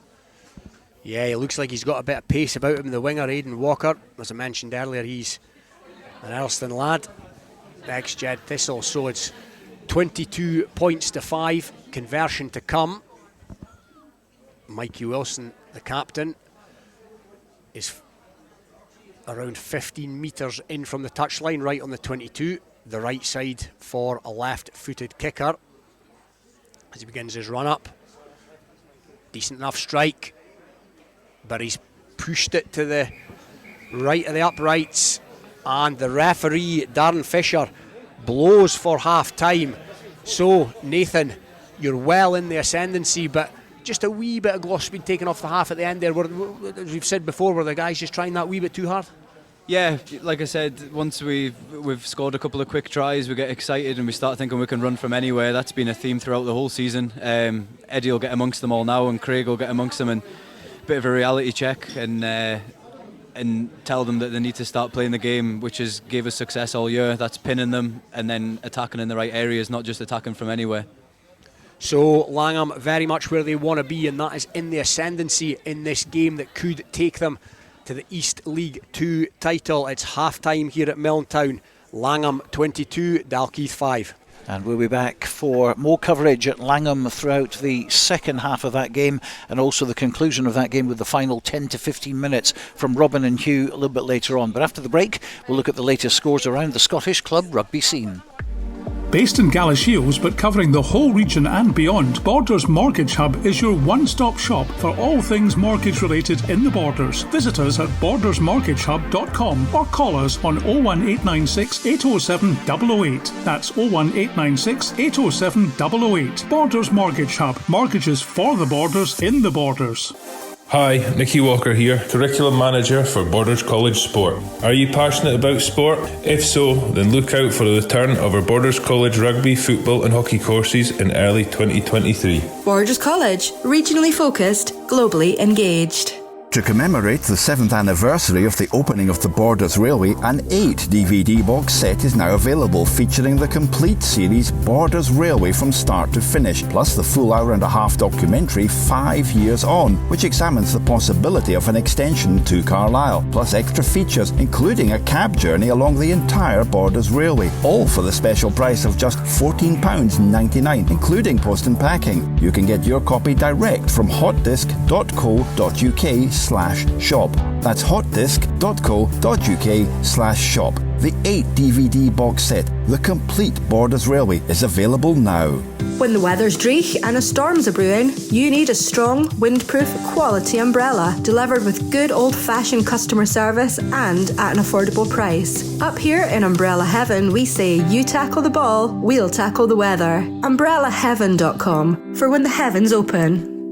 Borders Rugby TV's charity partner Evie's Baton Journey is having a ball on March the 25th at Springwood Park, Kelso. Tickets and sponsorship details are now available on the official Facebook page, which you can visit from bordersrugby.net. Evie's having a ball, March the 25th, Springwood Park, Kelso. This is Borders Rugby Special on Borders Rugby Radio.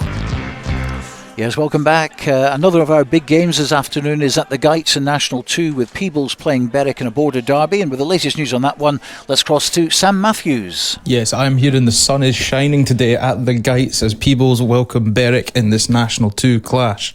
I tell you what, the sun here is shining. It is a great day for running rugby, and hopefully both these teams are going to incorporate that style today. The winger of Berwick, Aidan Rosie, has been the player highlighted to watch. He is fast, nimble and knows how to make a defender miss. likewise he is up against the prolific James Dow, who knows how to find his way into the corner of the end zone. This is going to be a great game for both teams involved. Peebles need to just secure all but survival with a win today, so they'll be looking to get that, and pretty much the exact opposite for the travelling team Berwick, where it is win and you stay alive, keeping yourself out of that massive drop zone of 5 teams going down this year at the end of Nat 2. It is all to play for at the Gites. Kickoff is at 3 p.m. with live updates throughout. Sam Matthews reporting from the Gites this afternoon. Another game that, as he says, kicks off at 3 o'clock. Don't forget, we'll be popping down to Milntown during the second half of their East League 2 game between Langholm and Dalkeith. It's half time there now. If you've just joined us, 22 points to 5. A healthy lead for Langholm, who only need the 1 point, of course, to become champions of East League 2. We're here at Poynter Park, though. It's the big game in National 1. Table toppers Kelso playing 4th placed Gala. We're still waiting for someone from Gala to come up, but hopefully that will happen before kick-off. In the meantime, let's have a chat with Neil Hinnigan, Director of Rugby of Kelso, who I spoke to earlier. Well, Neil, it's January the 28th, top of the table. You'd have taken that at the start of the season. Yeah, we definitely would have. Can't deny that, Stuart. I mean, we've been pretty clear from the outset what our objectives were, and it was mainly about ourselves and getting things right. And if that was good enough to have us top of the league, then obviously we're delighted with that. But we are actually staying on that track that what will be. But obviously to get to 8 games to go and we're top of the league, then we were certainly on a shout. It's the first of 3 really big games down here, isn't it? Gala, then you've got Melrose and Ayr. But this one, you've got to get out of the way, first of all, out of the system. And they're going to come at you all guns blazing because of what happened at Netherdale when you won there for the first time in about 20 odd years. Yeah, there's no doubt about it. As you say, there's 3 big games. If you want to get a little bit ahead, there is 3 big games. But, we hold Gala in really high respect. I mean, there's no way that our guys aren't aware of the threats that Gala have and just how good a team they are in it. I mean, we're just saying there, it's the first time we'd won up there for, if it's 20 years, it's 20 years, but that's where we've been. Gala have consistently been at a higher level than us for many years, and they've got all that in the locker and so forth, and we're a little bit new to where we are, but so the pressure's turned a little bit now that it's reversed roles or whatever. We are first, they're fourth, and vice versa. And it's got the pressure's the other way around this time. So how we handle that pressure is obviously up to us, and how Gala come out towards us is how they will. And border derbies are not easily predicted, but one thing that is predictable is that it'll be a fierce competitive game. These cliches and all the rest of it, but it's true. And you mentioned pressure. It's a different pressure now, because the pressure that Kelso have always been used to is staving off relegation. Yeah, in general that's sort of been the sort of ins and outs of the last 20 years. There's maybe been the odd season they've had a better season and they've been mid-table and things like that, and they even had a season down in National 2 and came straight back up and so on. And yeah, it's not been the greatest of times over the years. It's had its challenges, and but yeah, for now and at this moment we are in a far better place and we're on an upward curve. And regardless of where that takes us, we still need to maintain our culture, our mentality and our foresight of where the club needs to go over the next 5 years. That's important. The heres and nows are ultimately important for this season, but there's the whole culture of the club's got to maintain its position to stop us being back in a relegation fight. Neil Hinnigan, Director of Rugby from Kelso. Unfortunately, no one's come up from Gala, so we won't be talking to them before the match, but I'm sure we'll be talking to them after the match. A couple of scores for you at the moment in the Premiership. It's currently Edinburgh Accies 12, Selkirk 7, so Selkirk hitting back there with a James Bett try. GHA 10, Curry 28, so Curry get the try bonus in the bag before half-time. Heriots Blues 12, Hoyk 13. A couple of penalties to add to a converted try for Hoyk, but they're struggling down at Golden Acre at the moment. 13-12 though at the break. Mar 12, Glasgow Hawks 0, which is going as predicted. And Musselburgh 15, Jed Forest 0 in that game. Musselburgh rock bottom of the table, but certainly they got a try bonus win last week, and they're well on the way to getting one against Jed Forest this week as well. Can they survive? International 1, it's Aberdeen Grammar 7, Ayr 26 at half time. A couple of tries from Morgan Leatherbarrow, plus Scott Watson, so Ayr doing some damage at Aberdeen. They've already got the try bonus there. It's Biggar 12, Stirling County 10, Dundee 17, Watsonians 14, and the other games are all 3 o'clock kickoffs. That's GHK against Melrose, Highland against Stewart's Melville, and Kelso versus Gala. International 2, it's Cartha Queen's Park 8, Newton Stewart 23.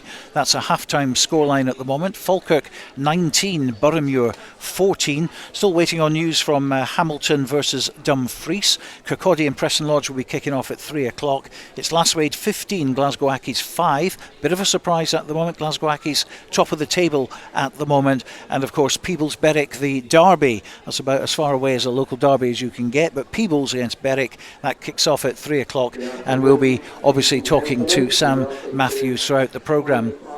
Into the East Leagues, it's East League 2, Langholm 22, Dalkeith 5 at half-time, and it's half-time Hoytlandine 7, Corstorphine 5, a game being played at Volunteer Park. I can tell you it's half-time as well in the seconds game, Hoyk Force 34, Selkirk A 14, and in the Women's Cup Final it's Stirling County 22, Corstorphine Cougars 8, and that's you right up to date.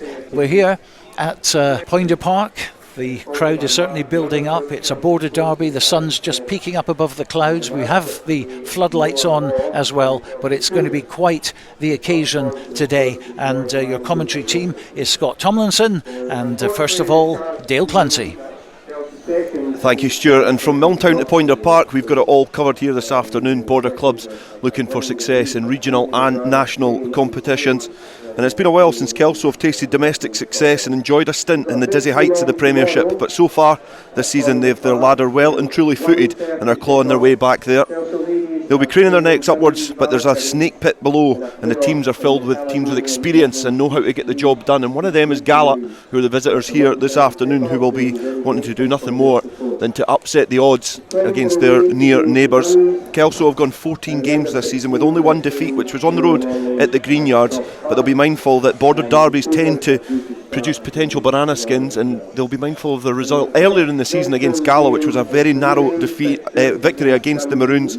They have a settled squad, and there is only one change in the backline from the victory against Gala all the way back in 2021. So consistency is key for the men from Poynter Park, and they're going to start with Greg Ponton at fullback, Cammy Brown and Angus Roberts on the wing. Frankie Robson and Dwayne Patterson are the centre pairing, with the inside centre captain in the side.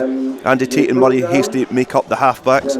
Grant Shields, Ewan Knox and Alan Frame make up the front row, with Angus Common and the instrumental Keith Melbourne in the second row, with Cammy Thompson, Archie Cowans and the talismanic Bruce McNeil at the base of the pack. The visitors are looking to tweak, tamper and test their own squad, and this is a reflection of the 2-3 split on the bench, and McCavanagh starting in the back row perhaps shows some signs of innovation but also desperation, as the Gala squad is certainly stretched. The old heads and Dodds will lead the team and provide the platform for the exciting talent of Glendinning and Rutherford to flourish. So Gala are going to go with Scott Peffers at fullback, Andrew Mitchell and a late replacement of Keith Young on the wings. Craig Dodds and Callum Pate are the centres, with Lachlan Johnson and the recently called up to the under-20s training squad Harris Rutherford at half-backs. Kyle Scott, Jack Eason and Glenn Brough make up the front row, with Ewan Dodds and Glenn McCrum in the second row.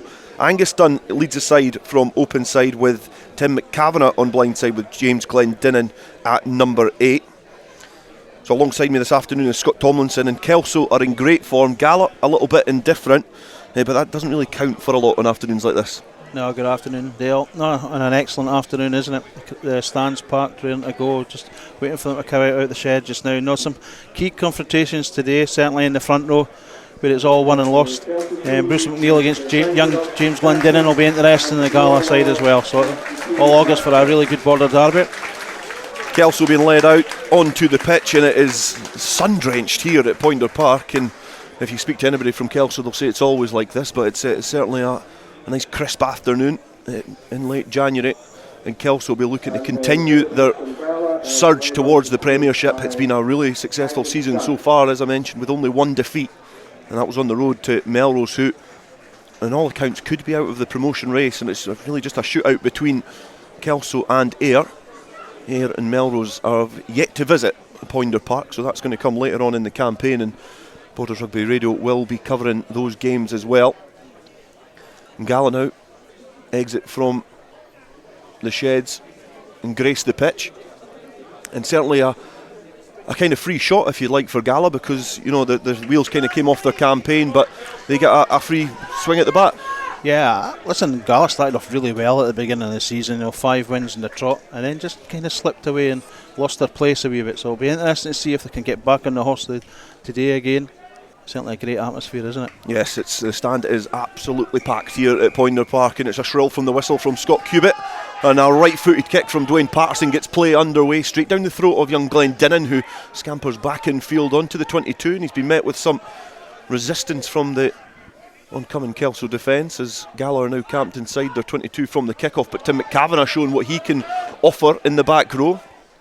Ex-Dundee High School former pupil rugby player was obviously comfortable in the centre, but a lack of options in the back row sees him with the number 6 jersey as Lachlan Johnson kicks downfield down the throat of Greg Ponton, who distributes to Dwayne Patterson, who dances infield and goes back again, gets in the outside of Callum Pate, who manages eventually to get the leg up, but Andy Tate now keeps play going. Murray Hastie now stabbing a kick downfield towards the Gala 22. It trundles over the touchline. It's going to be a throw into the line out to Gala, but both comfortable starts. Yeah, one of those key contenders today will be 9 and 10, those half-back positions. Obviously with Andy Tate and Murray Hastie, the experience there that Kelso have got today, together with Lachlan Johnson and the Harris Rutherford, who's obviously been playing really well this season and got his chance with the Scotland under-20s in the next few weeks, so all goes well for him. Jack Eason to throw into the line out. He does just that, and he finds Glenn McCrum. It's been ripped from their grasp, and Big Alan Frame sets up the platform just outside the 22, and Keith Melbourne picks and goes, takes it a little bit further forward, and Bruce McNeil now does exactly the same, and Kelso looking to keep it tight. Again, perhaps an illustration of their bench as well, because they've got 4 forwards on the bench and 1 back, as Alan Frame now benefits from an offload from Keith Melbourne and takes play closer towards this Gala line as Kelso look to try and strike first, and Archie Cowan's now burrowing underneath some Kelso defence, but moving on the ground. The referee signalling that there was an offside there. Gala just encroaching that line, in Kelso now about 6 metres shy of the Gala line, and this is going to be an interesting call to see. There's a point to the post from Frankie Robson, and you would imagine that's the correct call. Yeah, it was a good mature start with the Kelso Park, wasn't it? Just picking and going, sucking the Gala players in, and it certainly look as if they're looking to try and bully this Gala Park this afternoon. Andy Tate just having a conversation with Scott Cubitt, the referee, as Dwayne Patterson looks to try and get things going here in terms of the scoreboard. We've played 2.5 minutes here at Poinder Park. It's currently Kelso, the National 1 pace setters, 0, and Gala 0. And Gala, who are positioned in 4th place in the league, and 22 points behind the league leaders. They try and narrow that deficit. And Dwayne Patterson just sets up inside the 22 to the left hand side of the posts. Removal of the scrum cap as well, and the right footed kick from the outside centre would give Kelso first blood here, and he does just that, and it starts here 3 minutes in. It's Kelso 3, Gala 0. Okay, let's go to Milltown. It's Langholm against Dalkeith today, and I think there's been further scoring. Here's Robin Purdy. There has indeed. Stuart and Langholm have the title in the bag. They've notched up the 4th and all-important bonus point try. Ben Jardine it was, and he converted for good measure. However, since then, Dalkeith have hit back, to be fair to them. They've just scored another try. The scoreline is currently Langholm 29, Dalkeith 15 with a kick to come. So Langholm will be wanting to see this one out with a victory in front of their own fans, but as it stands at the moment, Langholm are East League 2 champions. Certainly a good return from the men from Milltown, and it's a good start here. Another team looking to try and clutch their knuckles round the championship trophy in Kelso, and they've gathered the kick-off and kicking downfield through Andy Tate. It's Mitchell just clawing, but it's fallen right into the hands of Cowans. The bouncing ball and the odd and unpredictable bounce here from Kelso eventually does find a Kelso hand, but it's been kept in field there, and great work on the wing. Well kept in field there by Cammy Brown. And now Kelso setting up position just inside the Gala half. Tate finds McNeil. McNeil looking to tip on to Melbourne, but not offering it on this occasion. Still camped on the halfway line as Murray Hastie puts a left foot to the ball and kicks it just behind Keith Young. It's bouncing, but it's went into the clutches of Keith Young, and he kicks downfield, centre field. A very unorthodox kick, which has been called for by a whole hoax of Kelso players. Eventually finds Ponton, who kicks downfield, and him and Cammy Brown are now scampering after this as Lachlan Johnson has to hack it out 5 metres from his own line. And that was a dangerous kick from Keith Young to get. Keith had done really, really well to come back and gather the ball, and then his kick was just a wee bit loose. Maybe Kelso certainly made the best of it, and it's 5 metres from the Gala Shields line. So it's going to be a throw into the line out for Kelso in a really attractive position on the 5 metre line. Just a reminder that Langholm are beating Dalkeith 29 points to 15, the last we heard from Milltown. And it's going to be a throw into for Kelso. The ball safely into the clutches of Keith Melbourne, and the heavies now arrive, look to try and get some momentum in this driving maul.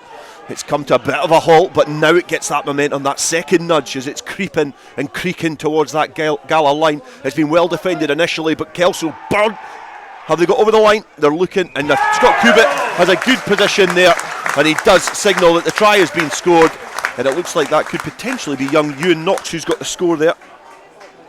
The hooker, he's getting the plaudits. And it was a bit of an unorthodox attempt there from the maul. It was well defended initially from Gala, but the muscle from Kelso just proving a little bit too much. Yeah, they got that second surge in, didn't they? Obviously, Eric Baxton's down in the sidelines just now. I think he's been helping them out as well, so they certainly will be well schooled. And it comes back to that first kind of 5 minutes of the game where the Kelso Park were certainly look like their intention is to try and bully this Gala Park as much as they can, and that certainly was proven the other night with that driving line out and try. Young Ewan Knox getting his second try of the season and doubling his tally with a team effort from 5 metres away from the Gala line, and so far so good for Kelso. 8 points to 0 to the good, with the conversion attempt from Dwayne Patterson to come. Different position than his original kick for the penalty, which got proceedings underway after 3 minutes. Right footed kick just outside the 22 to the right hand side of the posts. The stand falls silent as the right foot connects with the ball and goes straight through the uprights. Kelso 10, Gala 0, and it's a great start, and it'll surely settle some nerves here at Poynter. Yeah, I certainly would think so. They'll just look very mature, and they really look focused, don't they? They've got a high energy in their park, and they're certainly, they've got a real carrot to go for the next, certainly for the next 8 weeks, and it's all started off well for them just now. Gala to get play back underway, and Craig Dodds, who's spent a bit of time here at Poynter Park in his past, lumps it straight down into the hands of Archie Cowans, who did well to ride the first challenge but was met with a really stiff shoulder in the second one from the captain Angus Dunn. Now Kelso trying to stretch play a little bit to secure that ball, trying to evade any sort of on-rushing defence to attack this defensive kick as Andy Tate. Box kick from outside his own 22, and Cammy Brown is chasing this one, and it's Scott Peppers who collects well, and there's splintered defence centre field if Peppers can find it, but just not able to. Lachlan Johnson now digging about in there, looking to try and find Jack Eason, but the penalty is going to come. Kelso spoiling the ball there, and I think that the finger was well and truly pointed at Archie Cowans there. I think they'd be disappointed, Kelso, there. It was a good box kick, and they should have retrieved it or certainly looked after it. Defensively, Peppers had a little half break there. Kelso will be looking to try and snuff that out and make sure their defence is a lot stronger in that line speed. Defensively, Kelso were really congested there, and Peppers, who's a great attacking and counter-attacking fullback, perhaps had options outside him, and if he'd shipped that ball on one, it could have been a lot more dangerous for Kelso. But the attacking opportunity has passed them by on this occasion. Now Gala have a chance to try and strike back, and in the line out they find McCrum. It's been palmed back the Kelso side though. Andy Tate has been driven towards the touchline by Jack Eason, and it's going to be another throw into the line out, but it's difficult to throw into the Kelso line out when you've got the likes of Melbourne in there, and also Angus Common, who's getting up there just to thwart the ball back. It's certainly a difficult thing to throw in. It was interesting there, the Gala, you could have threw a blanket over the whole Gala team apart from Keith Young and that far side. They were very condensed in there. Stevie will be looking at it, he'll be trying his very best to try and give them as much confidence as they can to try and express themselves. But it certainly didn't go over well, that first line out there now, did it? No, it never went to the script. It was a part of the game that Gala were going through a lot in the pre-match warm-up, just in front of us here in the stand side at Poynter Park, and just not going to plan then. So opportunity has passed them by, and Andy Tate is loitering at the tunnel at the scrum. He's going to come back there as the referee is going to reset, but Andy Tate, another experienced head, getting the ball from Bruce McNeil now to get things back underway at this set piece. And Kelso will be happy. 10 minutes gone here at Poynter Park. It's Kelso 10, Gala 0. It's been a lightning start from the hosts. A penalty from Dwayne Patterson got proceedings underway, and then the try from Ewan Knox, which was converted by Patterson, means that after 10 minutes Kelso have a very healthy lead and a positive start as they look to keep the momentum in their National 1 campaign. Not been Scottish champion since 1989.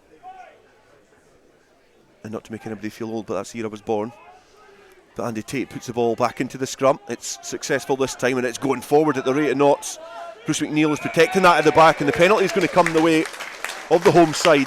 And Scott Kubid is explaining his decision to the Gala pack, but that is a real show of strength there. Yeah, Alan Frame and Grant Shields are certainly controlling and dictating things in that front row just now, and that was one of the key contenders today, was that front row dominance, and see where I was going to head, but it certainly won up to Kelso just now. Alan Frame certainly looking back to his best and scrummaging and really driving forward. The penalty kick has not been able to find touch, and Scott Peppers is acrobatically came back in field, but when he's tried to pass the ball to Rutherford, it has went to ground, and now Rutherford has just splintered the defence. Great running and great offload as well. It's went to the hands of Keith Young, young playmaker, showing exactly why he is in the Scotland under-20s training squad for the upcoming Six Nations Championship. Ball carried forward by Kyle Scott. Now Lachlan Johnson distributing to Rutherford, puts boot to ball, looks to try and catch it the other side. He's not came back on the Maroons side there, but they did have the advantage. Really interesting, excellent break by Harris there, and also the second or third phase there was a lot of space out in this far side next to the stand. Here Kelso just got sucked in a wee bit there, so I mean if Gala can get good 2-3 second ball and use that ball quickly, there may well be some space there. Maybe the first time for a while Kelso's been asked questions of their defence. It is Harris Rutherford he played a bit with the Southern Knights earlier on in the season, obviously trying to cement his place at the beginning of the season with Gala, but so far the youngster is really shone out in this Gala side. He's really came on in the last kind of year and a half. Obviously that little stint with the Southern Knights has helped him tremendously well. Russell Kerr is obviously another good youngster on the bench for Gala today that plays 10 as well. He's a really exciting young player as well. So Gala are really producing really good young players at the moment. Unfortunately a couple of them have to move further afield to get senior game time, like Kerr Johnston, but certainly they're certainly doing everything right to try and produce good young rugby players. One of those young rugby players is the player we were giving a lot of plaudits to there, Harris Rutherford, with a kick to try and narrow the Kelso advantage here. And good connection with the right boot. It looks like it's got the accuracy, and it certainly does, and Gala are off the mark here.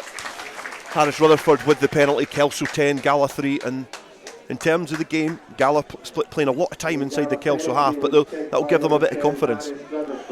Yeah, certainly will. They looked a wee bit lack of confidence in that first line out, so I think if they can just retain possession and play in the right areas of the field, and if, as you say, young Rutherford will be in buoyant mood today, obviously being involved with the under-20s for the next few weeks, so I wouldn't like to mark him. He'll be an exciting player of the day, I would think. Patterson kicking the ball. It's went to Rutherford as he just steps off his left foot. Looks to find a little bit of space in the high challenge. Has been spotted by the referee, and Gala go against the grain, and Ewan Dodds going back in field and dislodging the defence, and Gala now distributing. Mitchell looking to try and stretch those big rangy legs of his as he takes play up towards the halfway line, 5 metres in from the touch. Now Johnson, he finds Dodds again, he goes back inside. McNeely goes inside Frame as well, who bundles on top of him. But the Gala players managed to keep the momentum in this move. Pate now gets the ball across to Peppers. Peppers has got some support outside him, but goes back in field in this play from Gala. Is energetic, and it's certainly high paced, but the knock on there from McCrum spills the ball on a Kelso side, and Melbourne is the benefactor there as he sweeps up and tries to steady proceedings here for Kelso. Take a little bit of bite out of the action. This play goes up towards the 10-metre line. Bruce McNeil, he's been challenged pretty high as well, as Tate finds Comment. Angus Comment, the big towering second row, riding the challenge. Tate back into Hasty. He's got options outside him, but opts to go into the air again. He's not made a lot of ground with that, but it's high, it's contestable. And it is going to be gathered there by Brough. And Glenn Brough, the Arcadian, who's first season at Netherdale. And Johnson puts the box kick right centre field, and the bounce of this ball could be really interesting. It's went a Gala way into the hands of Angus Dunn on the Kelso 22, and they've got numbers up, and Pate now offloading to McCrum. He's been wrapped up there by Comment. Gala perhaps should have really straightened that there, but now it's opened up. Ewan Dodds throwing the dummy. He's been scythed around the ankles. He's went to ground, but the penalty is going to come back for the visitors. And there was an injection of something there from Gala. Well played, Gala. It started with a really good feet by Ewan Dodds up this side here. Then he took the ball again, and he drove some really hard yards. And Gala looked really very devastating on that far side. There was a couple of edges there they just took. And then obviously a really good piece of play here just now that's earned him another penalty. So well played, Gala. Good stuff. Good attacking play from Gala, going from their own 22 and find themselves with another opportunity to narrow the margins inside the Kelso 22. I think we all agree that Gala's winning 5 games in the bounce right at the beginning of the season. Gala obviously had a lot of potential. It's just about getting their heads right now. Christmas is done with now. We move on. New coaching set up with Stevie Scott in there, and Stevie will bring a real good skill set to them and give them confidence. Rutherford with the penalty attempt inside the 22 to double his tally for the afternoon. Well, he's put his laces through that one, and he's cleared the cars which are parked behind the post here at Poynter Park, but it is successful. Kelso 10, Gala 6. OK, let's bring you some latest scores at the moment. Enbrackies 12, Selkirk 13. Don't forget Selkirk unbeaten away from home this season. GHA 17, Curry 28. It's Heriots Blues 12, Hoyt 20 now. Mar 19, Glasgow Hawks 5. And Musselburgh 25, Jed Forest 5. Jed Forest scoring their first try of the game through Gary Young. International 1, and it's Aberdeen Grammar 7, Ayr 38 at the moment. Bigger 12, Stirling County 10. Dundee 17, Watsonians 14, GHK 0, Melrose 7, Highland 5, Stewmel 0, and here it's 10-6 at the moment to Kelso. Gala having to try and clear their lines, and Johnson does just that. It was a good gather from James Glendinning, the young number 8, another player who's an exciting young talent coming through the system at Netherdale. Kelso try and clear their lines downfield, and it's into the hands of Rutherford, and he kicks the ball in there, but he's just maybe hooked that slightly left, not come off his boot well. And he's had a little bit of afters there from Keith Melbourne, and I'm sure that's not positive news from the big Irish second row to the opposition fly half. Yeah, he'll be disappointed in himself.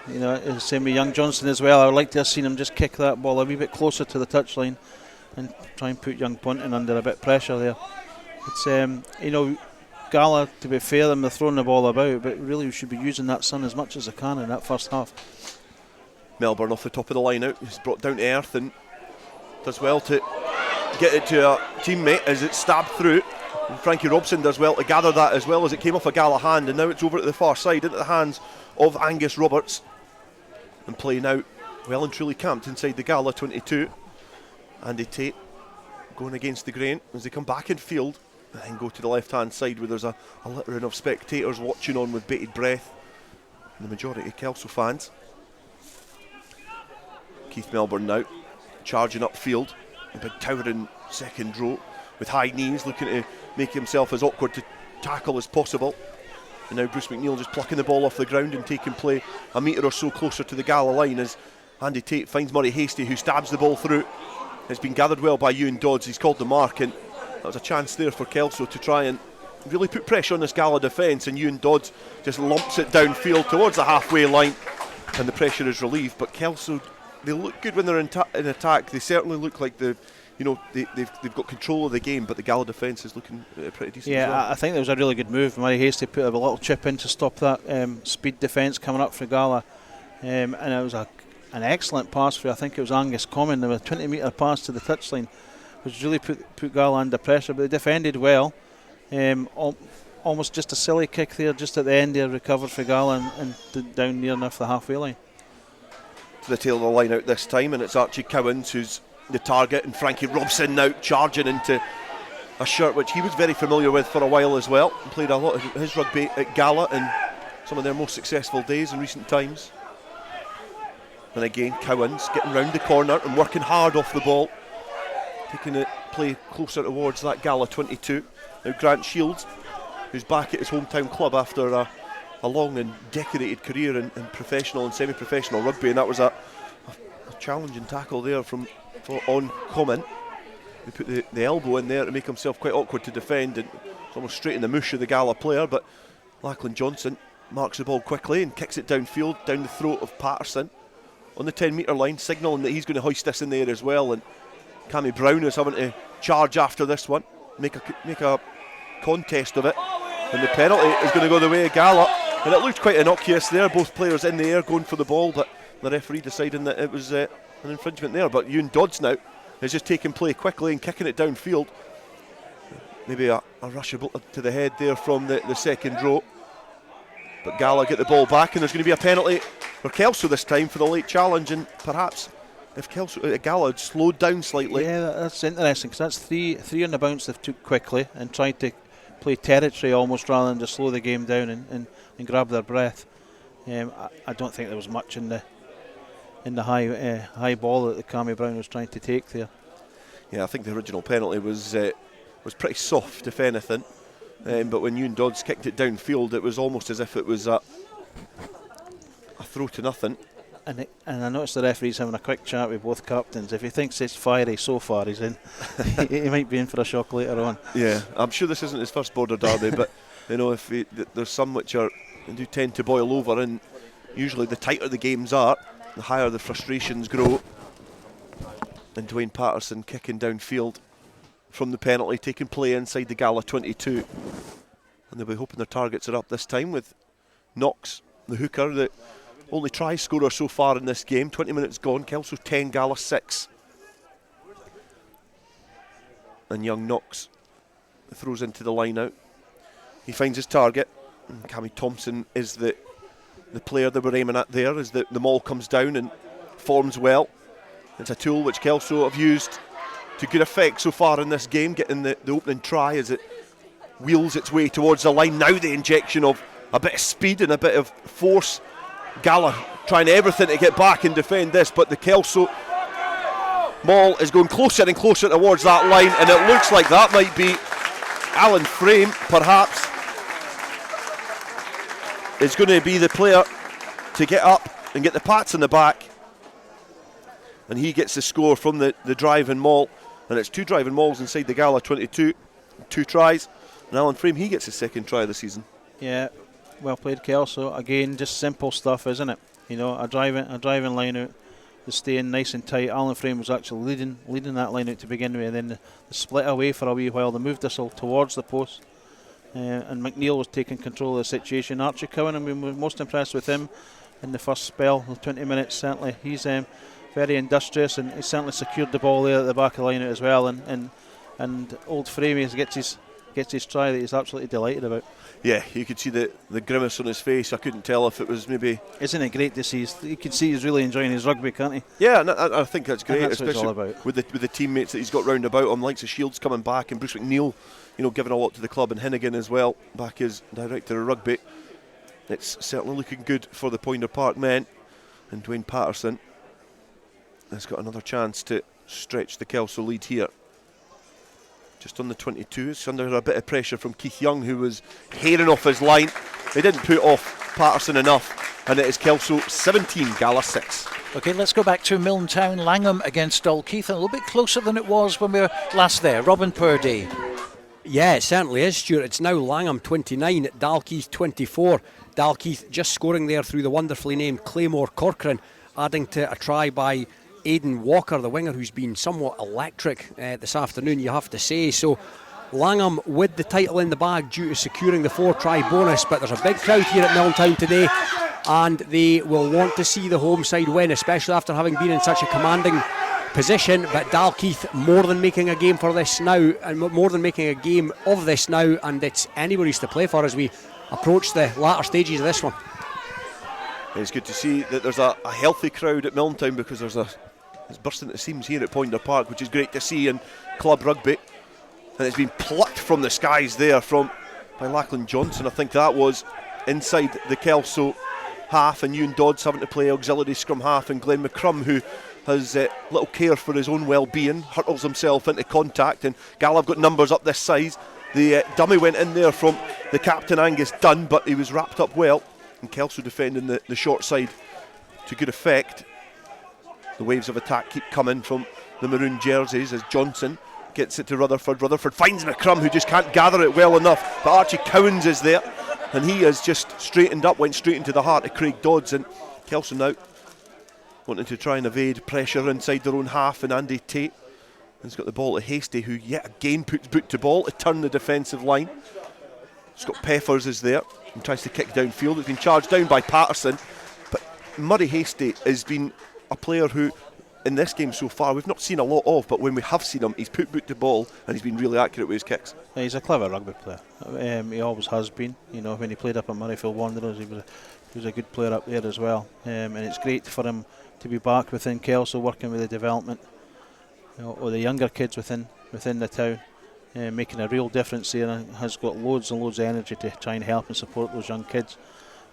He's playing wise, his rugby career, he's always been a talented guy, maybe not the most physical, but to run a game of rugby and organise and control his forwards, he certainly can do that.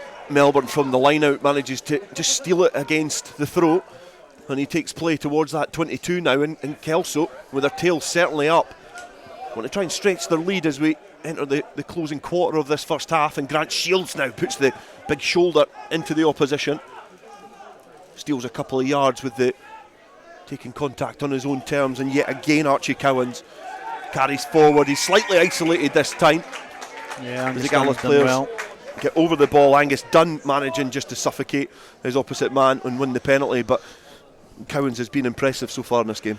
Yeah, he has. I was impressed with Gala's little defensive set there, because physically they struggled a wee bit, you know, and the guys like Ewan Dodds and Angus Dunn are going to need to front up, or it certainly could be a long day, an afternoon for them. So it was good that Gala got that defensive set right and got the turnover. Dodds kicking downfield. Unfortunately, we've not got any camera personnel in the road this time. Obviously knocking them off their perch at Melrose in their heavy defeat against the team from the Green Yards earlier on in the season. Gala, who have lost 5 games in their last run of fixtures since their 23-27 defeat on the 15th of October against Kelso. That is perhaps when the wheels have well and truly come off their charge to promotion. Even 3 victories in that little clutch of games might have kept a little bit of hope, but thrown to the line out, it's unorthodox again, but Dodds does well to paw it back and come back on a Gala side. Lachlan Johnson having to tidy up here, but Gala are having to deal with a lot of pressure from Kelso as they look to try and spoil the breakdown and make it as difficult as possible to get the ball away. And yet again the bodies come in. The ball is just bobbling about in that set piece, in that ruck there. And Gala eventually do manage to settle the ball at the base of the ruck, and Glenn Brough carrying forward. He's been met by Alan Frame. Johnson finds Rutherford, who's got Craig Dodds in behind. Now Peffers, who's putting boot to ball and going to make this a race to the line. Keith Young has certainly got the beating of his opposite man, but it goes out the field of play 6 metres away from the Kelso line, and an opportunity for Gala, but a little bit better. Yeah, and you can see that once the backs get the ball in Harris and Ewan and Doddsy there, they can get those edges. If they can get those edges there, they're certainly putting Kelso under a lot of pressure out wide. It's interesting to see that the split of the players on the bench. Kelso have went with 4 forwards, 1 back. Gala going with 2 forwards and 3 backs on the bench. It's certainly, you know, both teams I think know where they can win this game, and I think Gala certainly know that they've got the backs that can unlock the Kelso defence. Yeah, but in saying that, you know, the Kelso forwards that are on the bench are experienced guys like your Kevin Dryden and Terry Logan. The ball has been charged down there from the maul, and I think the referee Scott Cubitt has spotted there as an offside, but yeah, you're right there, Scott. The experienced players on the bench will certainly make an impact, especially if Kelso still manage to maintain this lead. Yeah, and again, it's just trying to create parity with with the lineouts and the scrums and those hard hitting rucks that's going on at the moment. You know, if Gala can get parity in that there and get some good clean ball, then Gala will certainly ask questions of that Kelso defence. 17 points to 6 to Kelso at the moment. 29 minutes gone. We're going to return to Milntown for the final moments of that game. It's very tight indeed. Langham 29, Dalkeith 24, but they will be champions today because of that 1 point that they needed, which they got via a try bonus. Quickly update you with about 10 minutes to go in the 2 o'clock kickoffs. Embrackis 12, Selkirk 13, GHA 22, Curry 35, Heriots Blues 12, Hawick 20, Mar 19, Glasgow Hawks 5, Musselburgh 30, Jed Forest 17. A third try for Jed there. National 1, it's Aberdeen 14, Ayr 38, Biggar 12, Stirling 10, Dundee 17, Watsonians 14, GHK 0, Melrose 10, Highland 5, Stewmel 0, and here it's Kelso 17, Gala 6. In National 2, Cartha Queen's Park 8, Newton Stewart 23, Falkirk 36, Boroughmuir 21, Lasswade 15, Glasgow Accies 19, and in the Derby it's Peebles 5, Berwick 3. We've got to say congratulations to Stirling, who have won the Premiership. The Premiership champions against Corstoff and Cougars. That finished 27-8. We also have a latest score. Hawick Force 56, Selkirk A 14. And in the East League 2 match, Hawick Lindeen 18, Corstoffen 19. Let's return to Milntown now for the closing stages of Langham against Dalkeith. Here's Robin Purdy. And you rejoin us. It is all to play for. It remains Langham 29, Dalkeith 24. There was an opportunity there for Langham to put the tie to bed. Ben Jardine with a relatively straightforward penalty kick, but he sclaffed it in fairness and did not come away with the 3 points, so it remains 29-24.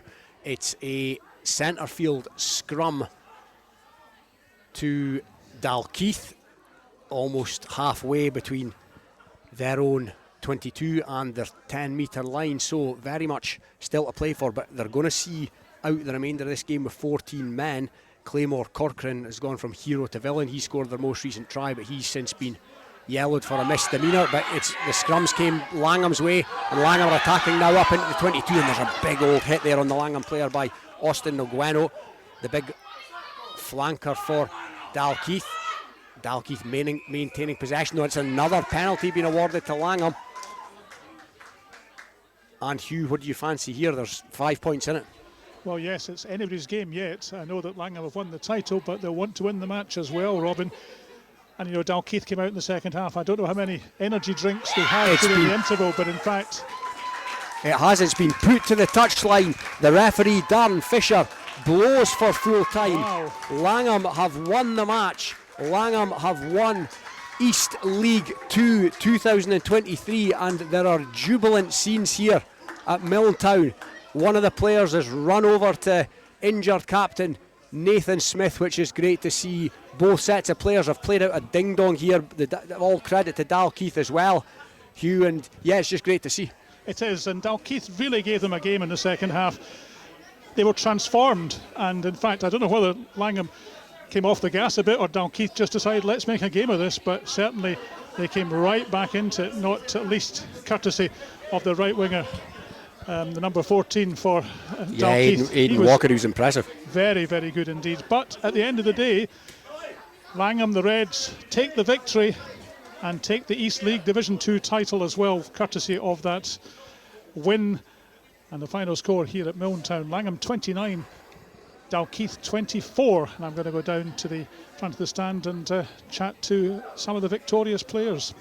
And whilst he goes down there, we'll return you to Pointer Park here with 33 minutes on the clock. No change in the scoreline. Kelso 17, Gala 6. A change on the scoreline, but Gala are knocking on the door now to try and unlock this Kelso defence. It's in the hands of Dodds. Dodds has got some options here. He stabs a kick through. Pate tries to get on the ball, but just not able to. And the referee has blasted his whistle. He's going to have a conversation with the Kelso personnel, but it was an acute kick there from Craig Dodds, who managed to loft it over the Kelso defensive line, and Pate just couldn't get there quick enough. It was Cammy Brown who was round sweeping up, and it was certainly a good opportunity there for Gala, but I wonder what the call is going to be here from the penalty, 5 metres from the line. It's Eason and Dodds again, and they tap and they go and they burrow down to try and get underneath this Kelso defence. Now going to the open side there, getting the forward round the corner, and now coming back against the grain. It's Dodds, the ever experienced Ewan Dodds, and Gala again, just ducking and weaving out of the Kelso challenges and picking and going short, getting closer and closer to that line. Young James Glendinning is hot on his heels, looking to find the little gap there and the opportunity and the weakness in the Kelso defence, just not finding it there. The maroon jerseys bundle in. There's another penalty coming, and the referee is... He's going to have to go to his card, I would think. Yeah, there's far too many penalties there. He's blasted his whistle twice. He's having a conversation with Alan Frame, and Alan Frame's quick to leave the conversation. So it's a yellow card. A front row has been given his marching orders. 5 minutes left here in the first half, so a pivotal time in this game. Kelso 17, Gala 6.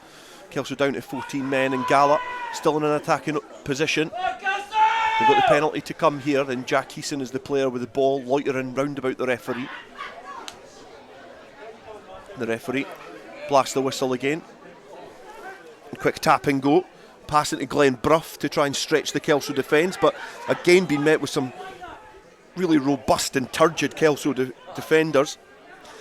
Dunn distributes the ball over at the far side, and Tim McCavanagh, the back row, wearing number 6 this afternoon, just bundles over the wanton challenge from the Kelso defender and gets over the line. And he is a very dangerous player to try and stop from about 20 yards out, never mind 5. No, it was a good carry, wasn't it? But thoroughly deserved, I would say, for Gala. They've had a good spell while we were on the radio down at Langholm there, and Gala's thoroughly deserved of those 5 points. They've really been banging on the door, haven't they? They certainly have.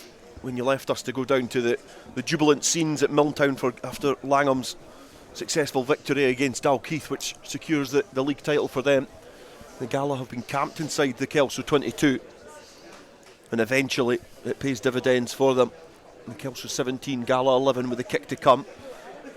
We're in the dying embers of the first half here at Poynter Park, and what is a pivotal game for both sides, and perhaps more so for Kelso, as they try and hunt down a seat at the top table of Scottish Club Rugby yet again. A place they've not dined for in many, many a year. But Harris Rutherford has a chance here to close the gap on the hosts. A good connection with the right foot, and it's spinning in the air, going end over end, and it goes over the sticks as well. A brilliant kick from the fly half, and it's Kelso 17, Gala 13. Yeah, great kick by Harris Rutherford. My mum used to say you get penciled in any team if you can kick your goals, and she may well be right with that one. So it really brings it to a 5-point game, and fair play to Gala Park. They've had to step up to the plate, and then they took it to Kelso there. So it just shows you, I mean, this is going to be a cracking second half, isn't it? Yeah, this is exactly what we want in not just national rugby, but certainly Borders rugby. The two teams, two bitter rivals, going head to head for prizes in the national game. And Dwayne Patterson opting to go shorter this time with the restarting. Melbourne looking to get his Warhammer hand onto that, but not able to. It's went into the hands of Glenn McCrum, who did take a high challenge there in a week which has been littered with conversations about tackle heights and new laws coming in, as Ponton has to shield his eyes from the sun. He takes play centre field, left-footed kick.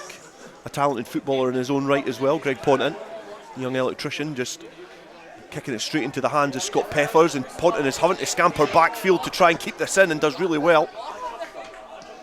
And he's giving it to Cammy Brown. He lumps it downfield, and Gala go quick again through the hands. This is obviously Gala's tactic. Keith Young, yeah, looking to keep the tempo high. Rutherford draws in Melbourne, and now Glendinning. He's released Mitchell. Can Mitchell steam his way to the line? He's got some support there. He's got no support from Gala. A lot of attention from Kelso defenders, and they get him down just 3 metres shy of the Kelso line, and Bruce McNeil there loitering with intent, who plucks the ball off the ground and gets the turnover. Andrew Mitchell was scampering his way, and if he could have picked 3 players to try and beat to the line, he probably would have picked the 3 that dragged them down and just couldn't evade them. Now Frankie Robson puncturing the Gala defence to set the scene for Andy Tate to kick downfield. Taking his time, right-footed kick, just gets out of the 22, but Dodds is there, and it's Craig Dodds this time to Rutherford. Rutherford distributing to Peppers. They've got numbers up this side. The Kelso defence has to shift quickly. Pate finds Young. Young has got a chance here, but it's a great covering challenge there from Dwayne Patterson. And Gala knocked the ball on, and that is 2 examples of excellent defence from the home side. Yes, hence the reason why they've only lost 200 odd points this year already. Excellent defence by Dwayne Patterson. You see that in the 7th circuit over the last couple of seasons where he corner flags them and takes them down. But I mean, they definitely had a 3-on-2 there, Gala. And you can start to see if Gala plays some expansive rugby, they're going to give Kelso a real run for their money this afternoon. Yeah, definitely. Yeah, I think it's certainly a game of backs against forwards, because Gala are wanting to keep the tempo high. And a replacement here is Terry Logan is going to come onto the pitch.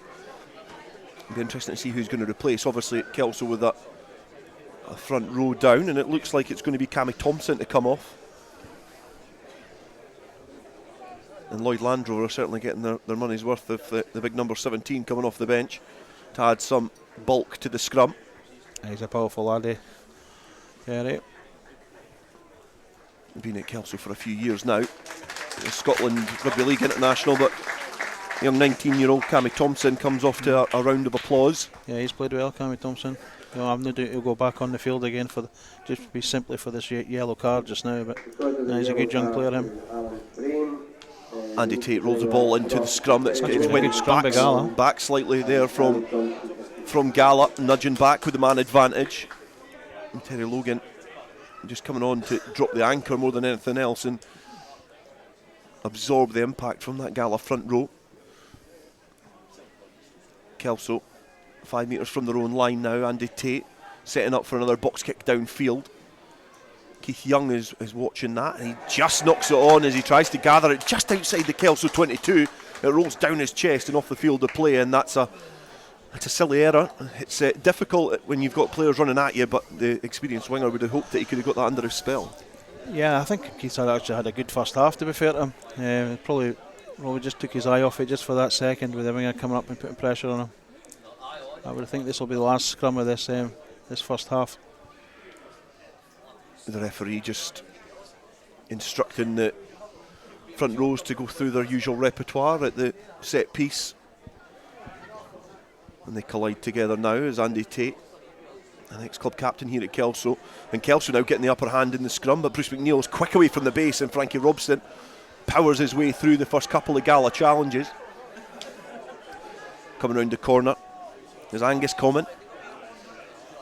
The second row, another player in the forwards who's put in a lot of work in this first half, but what has happened there is Andy Tate has passed to Murray Hastie, who is on a bit of a lag there and knocks forward under no pressure at all, and it's going to be a scrum to Gala. Huge scrum for Gala now. If they can get parity in this scrum and give their backs some good ball here, I'd like to think they'll put them under a bit of pressure, Kelso.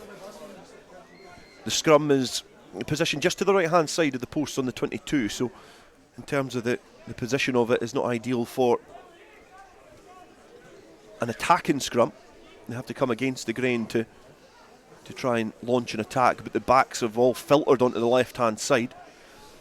Rutherford quite close to his scrum. The centre pairing are relatively flat with Keith Young loitering in behind the 10. It's come back on a Gala side now at the scrum, and it's quickly away, but it's a scrappy pass. It went into the hands of Dodds, who does almost found Keith Young, but it's bounced into the hands of Peppers, who's having to work really hard to try and get this ball back.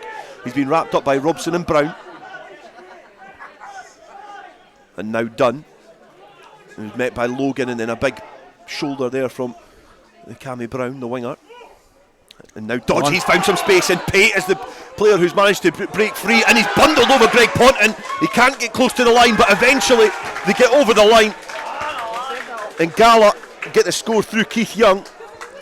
And just when we thought Kelso had the upper hand in proceedings here and they were in control, they're going to go down the tunnel at half time behind, because it's Kelso 17, Gala 18. And you have to say, for the last 10 minutes it's been thoroughly deserved by Gala. They've actually started to expand their game, play some rugby. A good try by Keith Young, but I think the plaudits will go to Callum Pate for an excellent little half break. Cammy Brown just got left behind there, that's found a little edge, and to be fair, I thought Cammy Pate was going to be in himself. You go back one pass further to Craig Dodds delaying that pass and manipulating that gap the run from Pate, it was laid on a plate for them because of the pulling the strings from Dodds. But great work, because it was a scrappy scrum. It wasn't an ideal platform, but they made it work. And Gala, out of absolutely nowhere, have managed to get their noses in front, and it's hard work from the forwards, but it's clinical play from the backs. And Rutherford, the right-footed kick, and it's curling round. It's successful. It's 100% for the young fly half, and at half-time here it's Kelso 17, Gala 20, and who would have thought that, Scott, at half-time? Yeah, you can see Gala collectively together, just taking their time to go in that tunnel, and Kelso are hot-footing it back into that shed, because they, believe you me, they're going to get a roasting of Eric Baxton and Kev Utterson without a doubt. Yeah, definitely. It's going to be an interesting conversation for Kelso at half-time, but certainly a lot of things for them to aim for. There's a lot of incentive in that changing room at Poynter Park, but it was a good start from Kelso. They looked like they had proceedings underway. At one point they were 17 points to 6 up against the visitors, but at half-time, after tries from Keith Young and Tim McCavanagh for the visitors, Alan Frame and Ewan Knox for the hosts, at half-time here in National 1, it's Kelso 17, Gala 20. Excitement here at Poynter Park, and stay with us. Full second half commentary coming up, but let's quickly bring you the Premiership full times. Edinburgh Accies 15, Selkirk 13, a valuable point for Selkirk. GHA 22, Curry 35, that's a full time result. Latest we have at Golden Acre, Heriots Blues 12, Hawick 27, Mar 26, Glasgow Hawks 5, and if that stays the same way, I think that's a bonus point for Mar as well in that big race for the playoffs in 4th place. And it's ended at Stony Hill, Musselburgh 30, Jed Forest 22, Jed Forest getting a try bonus. International 1, and its latest score we have Aberdeen Grammar 14, Ayr 45, full time at Hartree Mill, Biggar 25, Stirling County 10, Dundee 17, Watsonians 14 at the moment as a latest score, GHK 5, Melrose 22 at half time at Highland, it's Highland 17, Stewmel 0, and here at Poynter Park, Kelso 17, Gala 20. International 2, Cartha Queen's Park 8, Newton Stewart 23 is the latest score, Falkirk 36, Boroughmuir 21, that is full time. Lasswade 15, Glasgow Accies 19 is a latest score, and half time at the Gites, Peebles 8, Berwick 10. We'll have a report from Sam Matthews very shortly. Hawick Lundin have fallen short. They were looking for their first win today, but it's ended Hawick Lundin 18, Corstorphine 19. That's in East League 2, and that's where we head now. Milntown at Langham, and some celebrations for the Langham team, who are now the East League 2 champions, and they've won today by 29 points to 24 against Dalkeith. And let's hand you back there now with Robin Purdy. Yes, Stuart, it's a historic day, absolutely, at this famous old ground where you're right. Langham have won East League 2 with a close fought encounter against Dalkeith. It looked like it was out of sight at half time, but Dalkeith won the second half quite comfortably. They were a great match in what was a great game, but yeah, it's Langham who have come up with the spoils, and you could say for certain it'll be a muckle night in the Muckletown. Certainly, that's right, Robin. Down here pitch side with myself, Hugh Brown, are the stand-in skipper and the injured skipper. Let's start with today's skipper, Eddie Turner. Eddie, champions of East League 2, how does that sound? It's a great feeling. It's been something that we've been trying to probably build for the last 5 years. I mean, we've had a lot of ups and downs. I mean, maybe 5 years ago we just about fell out of the leagues completely, but to come back and work as hard as we have over the last 5 years it's a great feeling now. Some of the boys have really relished this season. It's been a lot of extra gym sessions, extra fitness sessions and stuff like that to get to where we have this season, but for it to finally come off and pay dividends, it's a great feeling. How difficult was it for you to step into the boots of the man who's standing next to you, Nathan Smith, who picked up an injury on Monday? He's been probably the shining light this season. Like, he lives and breathes Langham Rugby Club, and you can see that with the passion that he's got on and off the field. He picked up the injury on Monday at training. He's unfortunately broken his ankle. I got the text on Tuesday to say that he was probably not going to be playing, and that would probably be standing in as skipper for the weekend. But to fill his shoes, it's been a big ask, but just to get over that line and do it for him more than anything, and do it for the town. I mean, we've got a great kind of following this season, home and away. So to do it for Langham, it's been a really good effort. It looked as though you were cruising at half time, 29-5 ahead, and then Dalkeith just seemed to find something out of nowhere. Yeah, they've been a tough opposition. They come up from East League 3 last season, and they're really going places. Their coach Jason Hendry has probably taken him leaps and bounds forward. He's played with him back a few seasons ago when I was at Selkirk and that, and he's a good player and excellent coach, so he's really taken him places. But real good credit to Dalkeith for coming down to us today and putting in a real good performance against us. It means you can relax just a little, because had you not won today or not got the bonus point, then you'd have had to do it in the last game of the season in 4 weeks' time back here at Milntown against local rivals Hoyt Lundin. I don't think we'll be taking our foot off the gas, certainly not against our rivals, but no, they're certainly we'll have a good night tonight, have a good kick of the ball with the boys, and we'll be back to training on Monday and keep going. Congratulations, Eddie. It's a fantastic win. It is great for the town, as you say, and you will celebrate tonight. Oh, definitely. Thanks very much. Cheers. There we are, standard skipper Eddie Turner, and also here with me, with his ankle boot and his crutches, is the normal skipper Nathan Smith. Nathan, you must be delighted for the boys, even though you weren't part of the team today on the pitch. Yeah, delighted. We asked them to do the job and finish the job off today, and that's what they did. I don't like watching rugby anyway, and that was a especially bad second half to watch for us, but they've got over the line, as we have so many times this year. Must have been very nervy for you towards the end. Yeah, I was sat with you guys in the first half thinking this was all daisy and going fine, and then we just let them back in the game. Went to sleep a little bit once we'd got that bonus point. It kind of gets in your head and you do go to sleep a little bit, so it happens. When you go ahead early, you can slip off in the second half, and we did, but we sort of got our bite back late on in the second half and managed to hold them out. I've interviewed you a lot of times, and you've been so close to getting promotion the past couple of seasons, and I don't want to take you back to last May at Leith, but there were tears in your eyes then, but today I would imagine there'll be tears of joy. Yeah, it was. Last year was horrific, but I've looked at it as in maybe there's a reason why we didn't win that day, because we're here now. It's led to better things, and who knows what would have happened if we would have went up last year. Maybe we would have had a rubbish season. We maybe weren't ready then, but we're ready now, and we've proved that this year. Putting ourselves in the position, we've led the whole way, and we're looking good for whatever comes next. I'm not sure what the proposed structure is, but whatever it is, I know that we're ready. Well, you'll certainly be going up as champions, whatever happens. How much does today mean to a town like Langholm? For years, there's been no success rugby-wise or anything-wise. For me, I feel like everything's been on the downward, but the rugby is the only thing for me that's kept sort of like a positive vibe going the past few years. With us being in with near promotion, but then we fell short a couple of times. But this today is incredible. You see the people up here; it means everything to everybody. And the boys, keeping young folk here playing rugby for the town. Boys coming back from Edinburgh playing for the town. There's boys from Stirling wanting to come down and play for the town again. And that's massive for us to keep a small club like us going. We need boys coming back, and it's just massive for everybody. And you'll be well recovered in time for next season. Oh yeah, I've got all the time in the world now due to my timing of the injury. Yeah, I've got all the time in the world, so I'll be back. I'll take my time with it, and I'll be sorted in no time. Well, congratulations to you and all the team. It's a fantastic victory. Fantastic to be champions of East League Division 2, and I'm glad that we were here on Borders Rugby Special to share it with you, and I'm glad that I've shared the season with you too. Congratulations. Have a great night, Nathan. Great, thanks you.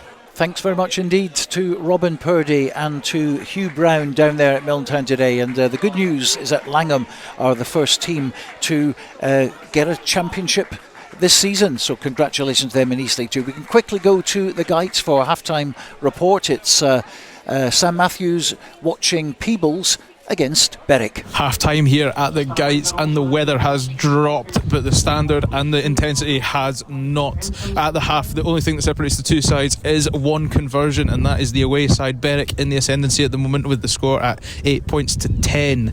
2 tries, 2 penalties, and like I said, that conversion being the difference in the maker. A try for the first try, that was Kenny Clyde off Peebles, setting the score off at 5-0. Berwick then answered with a return kick. Great play by Aidan Rosie down the wing to send his centre partner Jack Dalrymple under the post, and then as they got that conversion, that sent us into the half time with the score Peebles 8, Berwick 10. So all to play for in the second half, all to play for down here as well. I can give you a final score at Mayfield, I think it is, and at Dundee 37, Watsonians 21. So Dundee in mid-table at the moment, valuable points for them. But the teams are back on the pitch now here at Poynter Park. It's the National 1 clash between table toppers and unbeaten at Poynter Park this season. Kelso 17, Gala 20. Let's return to Scott Tomlinson and Dale Clancy. Yeah, the teams are back out of the changing rooms, ready to get play back underway in the second half here. As we say, it's Kelso 17, Gala 20. Kelso at the summit of National 1, hoping to mind the gap between themselves and Ayr. But at the moment, it looks like the men from Millbrae will be closing the gap on the Poynter Park men.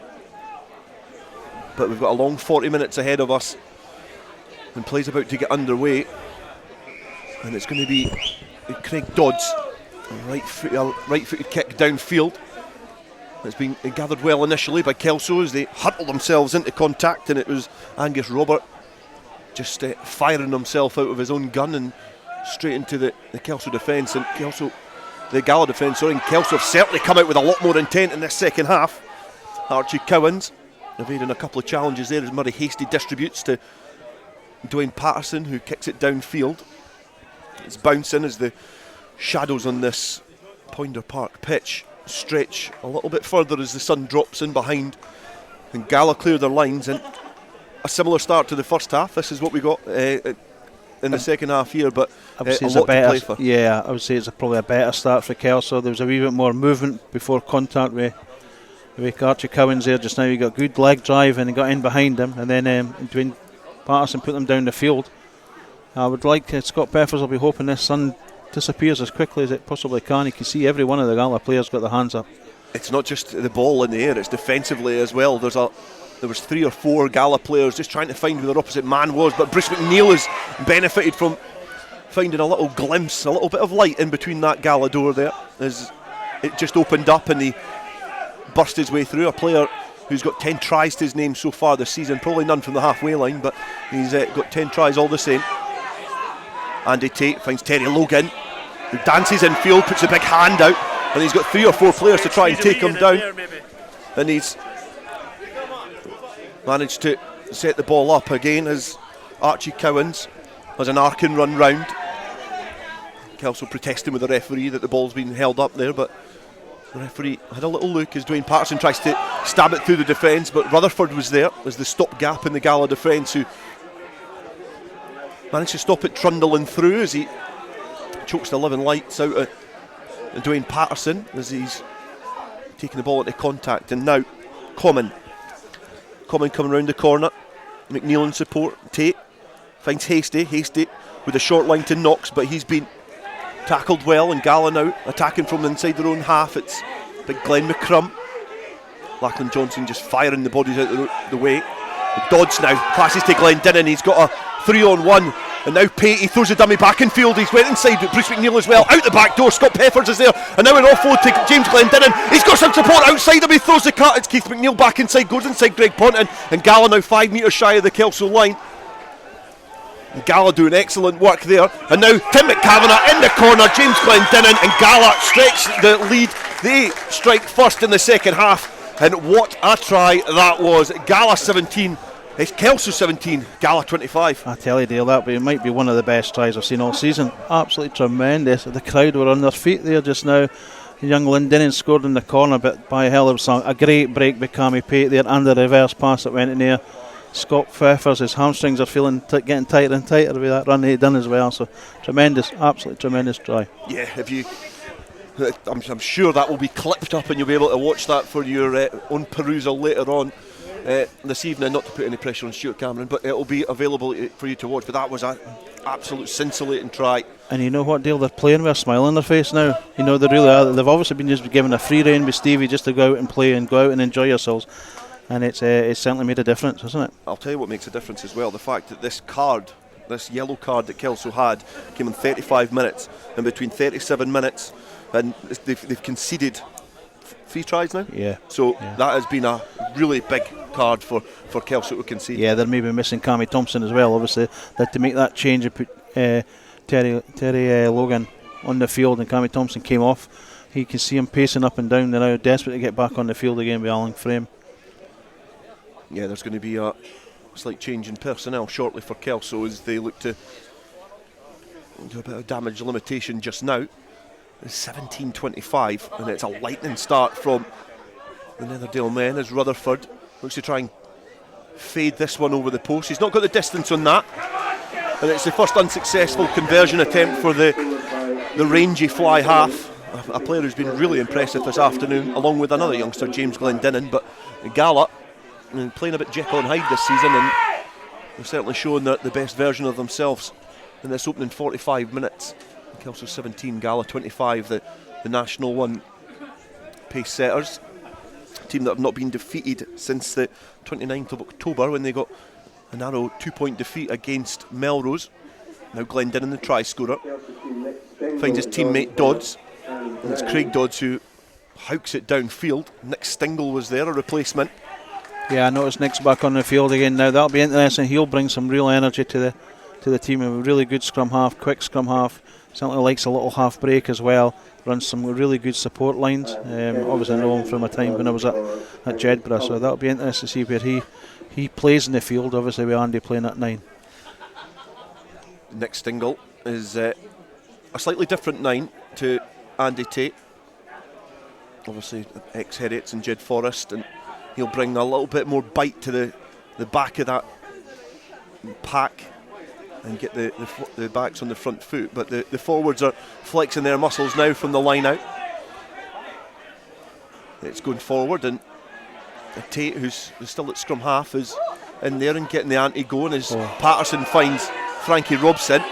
He feigned to go wide, but it certainly looked like it drifted forward. But the Dodds put Tate under a lot of pressure as Stingle offloads again to Archie Cowans. Archie Cowans evades the first challenge and then the second, and he gets swamped with the third over the halfway line. Frankie Robson centre field now, and Glenn Brough is there, just not able to get his body out quick enough. The referee's going to have a little look at that, hoists his arm in the air. The penalty goes against the visitors.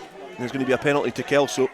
It certainly looked like the ball drifted forward from that pass from Patterson, but you know, it was, if anything, it was minimal. Yeah, and it was at a time where Kelso were desperate for quick ruck time. You know, they had a lot of men out in the blind side. Gala were a bit slow to reorganise and fold round the corner on their defence. But it's certainly, you know, it all makes for a really good next 45, 35 minutes. You know, Kelso need to score when they're down in these areas now.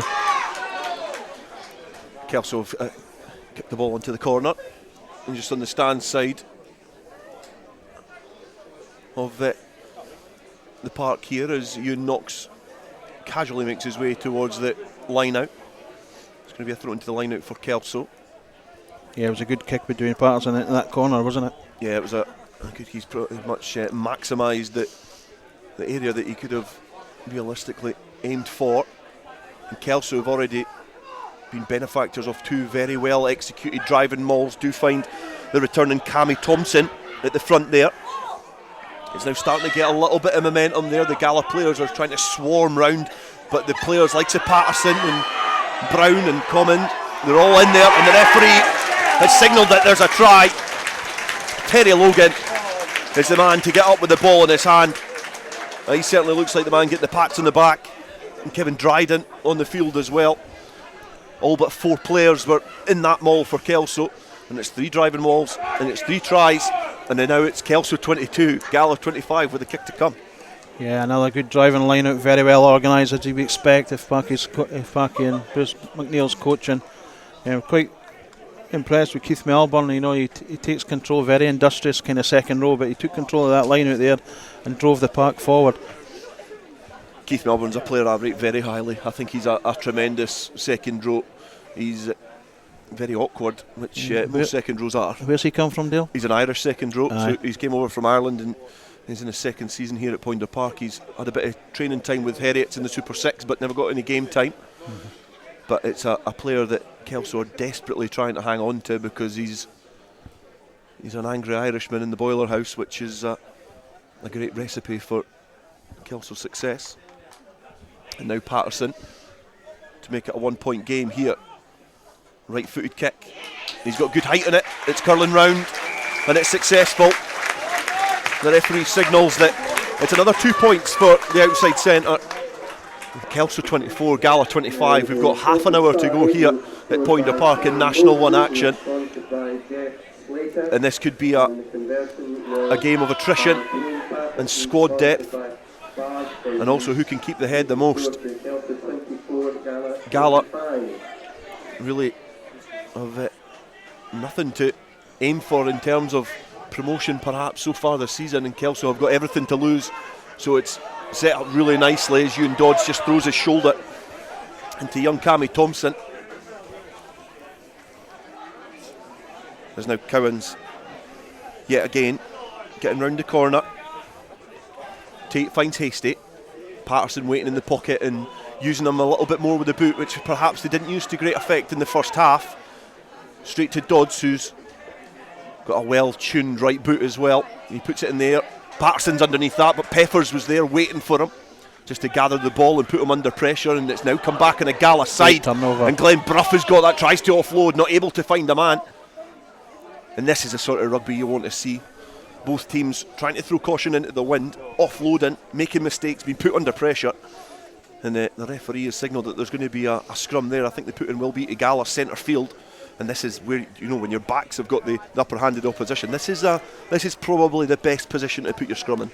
Now, the way the Gala back division are playing as well, it's an excellent scrum right in the middle of the pitch there, so they can go left or right here. It'll be interesting to see what kind of play they've got. James Glendinning is really sharp off the back of the scrum as well, so that'll be an interesting. If he does go right, has Archie Covens got him in his back pocket, or has James Glendinning's got some good toe on him? James, he's very quick for a number 8, and he's a hooker actually. Hooker originally. Yeah, exactly. It's great to see. The scrum not going to plan there. Yeah, James Glendinning, a player who was played hooker in the Shield final at the Dam Health in their victory against Melrose Wasps last year, a game which we covered, which was probably as equally as exciting as this and equally as tight. He's a young lad. He's still under 18 as well, so he'll be involved with the Scottish 18s. I would have thought. I'd like to think anyway. Certainly could play as much senior rugby as what he is, and he's just as good at hooker as he is at 6 or at 8. Yeah, he's shone in the back row for Gala so far this season. Yeah, you don't get many 17-year-olds that do that, do you? No. So it's great to see. Got a try to boot this afternoon. The try that is perhaps the difference between these two sides. And now Gala waiting to put the ball into the scrum as the sun is ducked down behind, but it's come out quickly. Glendinning has to move quickly to get this ball away, and Peppers has got it. Finds some space in behind, but it's found the boot of Dwayne Patterson straight from where Peppers was trying to kick it. So it's come back on a Kelso side, so they've made a good territorial gain. It's came off a hand, and now Angus Roberts has got the ball. He's got some space back inside. Kevin Dryden looks to give the ball back to Roberts. McCavanagh has just body checked Kevin Dryden. It was Roberts on the body check, but Patterson and play goes on. Patterson looks to go back inside on the 22. It's all opened up here at Poynter Park. The advantage is still there. Big Melbourne plucking the balls off his toes. It's about 17 foot from his usual catching position down to his toes, so he's done well to gather that. But the referee, Scott Cubitt, is going to have a little conversation with, I think it was McCavanagh. It was McCavanagh for me that looked like he'd made the no-arms tackle and just body check. It was almost a chest off, wasn't it? Yeah. He's going to be very, very fortunate if he doesn't go to the bin here. As you can well hear, you can guess what the referee's decision was. It's it no was yellow another card. opportunity for Kelso though, and we blew it a wee bit there. You know, so they'll be disappointed. The bench. It was a good charge down, and both Dryden got his hands on the ball and offloaded. And when you get in the back and in behind those players there, the Gala players there, you really need to make that count. It perhaps was equally as good an opportunity for Gala as well. The kick from Peppers was poor, but the pressure from the scrum from Kelso was immense, which meant that Glendinning was on his heels trying to get the ball away. But from the penalty, Patterson has just kicked it over the fence. The conservatory, we never had any smashes, so it should still be intact, and it's going to be a throw into the line out. 7 metres shy of the Gala line. Ewan knocks the Kelso hooker, the man who got the opening try here for Kelso. It's been all front row for the home side. He's going to throw into this line out. Melbourne is the target. They do well to get that up, and they've managed to keep this strong as well. And Terry Logan has just peeled off the side of that maul 5 metres away from the try line and busts over for his second score of the afternoon. Kelso retake the lead. It is now Kelso 29, Gala at 25. Yeah, it was excellent play with Terry Logan there. Now he just broke off that side of the base there and took about 3 players over the whitewash with him. And he's very hard. He's a huge guy, so he's very hard to stop within that kind of 5 metre range. He obviously takes it upon himself as well to make that decision. I think Gala maybe possibly thought they were going for another driving line out like what they've done for the last 3 tries. So Terry took that opportunity and scored. Very intelligent from Terry Logan to see that was an option there, because the players from Gala did all congest inside the same area and look at to try and really just anchor down and stop the momentum coming from Kelso. And Terry Logan, albeit his size is an asset for him, but his agility is also something which is sometimes underestimated. And he was intelligent there, able to see the opportunity, and he's come off the bench. He's got a brace, and I think he's going to take a seat again, perhaps, or he's just making his way towards the 10 metre line to set up. The Kelso players set up ready to receive the kick, but Dwayne Patterson still to add the extras, right-footed kick, and yet again it's successful. Kelso back in the ascendancy here, and it's topsy-turvy here at Poynter Park. 31 points to 25 now. It's anybody's game in National 1. 55 minutes gone here, and Gala are going to get play back underway. The referee signalling for a ball, but it is a matter of Kelso flex their muscles up front, Gala get the ball on the backs and start to splinter them, and it's just who can get the ball the longest. I think that's why the crowd are on the edge of their seats. You know, it's a cracking game of rugby. 2 completely different styles. You know, Kelso certainly up front, looking to kick into the corners and score off their lineouts, whereas Gala's really been giving some air to the ball and giving it a bit of run. Terry Logan gathered that ball, but there was a player offside. I think Keith Melbourne perhaps was obstruction, being penalised there for obstruction. Terry will never taken a kick off like that for a long time. Yeah, I think he got a good 1.5 inches off the ground when he jumped, and he plucked it above his head and did well to gather that, but the Kelso players just offside. And now Craig Dodds is going to try and kick it as close as he can towards the try line. He's got it inside the 22 and probably midway. He's maybe still 12-13 metres away from the Kelso line, and the hooker Jack Eason will throw in. Just having a conversation with Kyle Scott to explain what repertoire that the Gala forwards are going to go through. Glenn McCrum looks the obvious target, but also Angus Dunn in there. If it was me, they'd be looking to try and again give this ball some air and try and look for Cammy Pate out wide. Scott Peffers, if they can get this clean line out taken. They find McCrum. It's not went to hand and it's bouncing about, and the replacement there, Murray Woodcock, doing well. And Charlie Marshall perhaps actually, who's managed to get on that ball. And Bruce McNeil just charging straight through the breakdown. Andy Tate, it's come back on a Kelso side now. Murray Hasty kicking the ball downfield. He's put some good height on that, but Keith Young is gathered at this time. Goes straight in between the defenders. And the Kelso defence eventually galvanises and reforms and plugs the gap that was there. Dodds distributing. Captain Dunn just taking the ball straight into Grant Shields, which I wouldn't fancy doing. And Craig Dodds just hits his shoulder when the ball came there, and Bruce McNeil just hurtled out it. Yeah, that was late, wasn't it? Anywhere there. And he took Craig Dodds out of the game. And if you can see this, Bruce McNeil is surrounded by about 10 Gala players, and he's holding his chest to the referee as he's on the ground saying, "Who, me?" I think he thought he was perhaps... Yeah, he was maybe wanting his belly tickled when he was lying on the ground there. Yeah, he was protesting his innocence, but he was late with a challenge to Craig Dodds, who, by not gathering the ball, put himself in a little bit of an awkward position. Which I find strange for McNeil to do that, you know. It's certainly not been that type of game. Kelso's got their noses in front. There's absolutely no need for that, but he maybe just lost his head for just a couple of seconds there.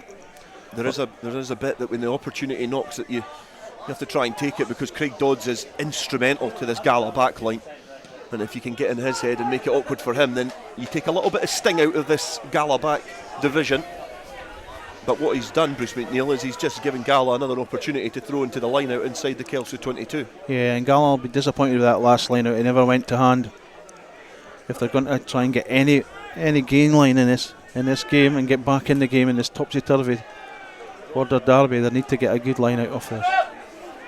Jackieson to try and make amends after his last line out and go to the tail, and Dunn's there. Now Johnson finds Dodds. Dodds just straightens up and runs into Terry Logan. Terry Logan getting across and covers the field well. Now Ewan Dodds has got some support there, but rides the challenge from Thompson and others who were there just waiting and plugging the short side. Gala trying to use their forwards and fight fire with fire as Jack Eason goes inside Murray Hasty. It's quite pedestrian as Kelso get over the ball. I think the referee's only got one choice here. The Gala players isolating themselves slightly.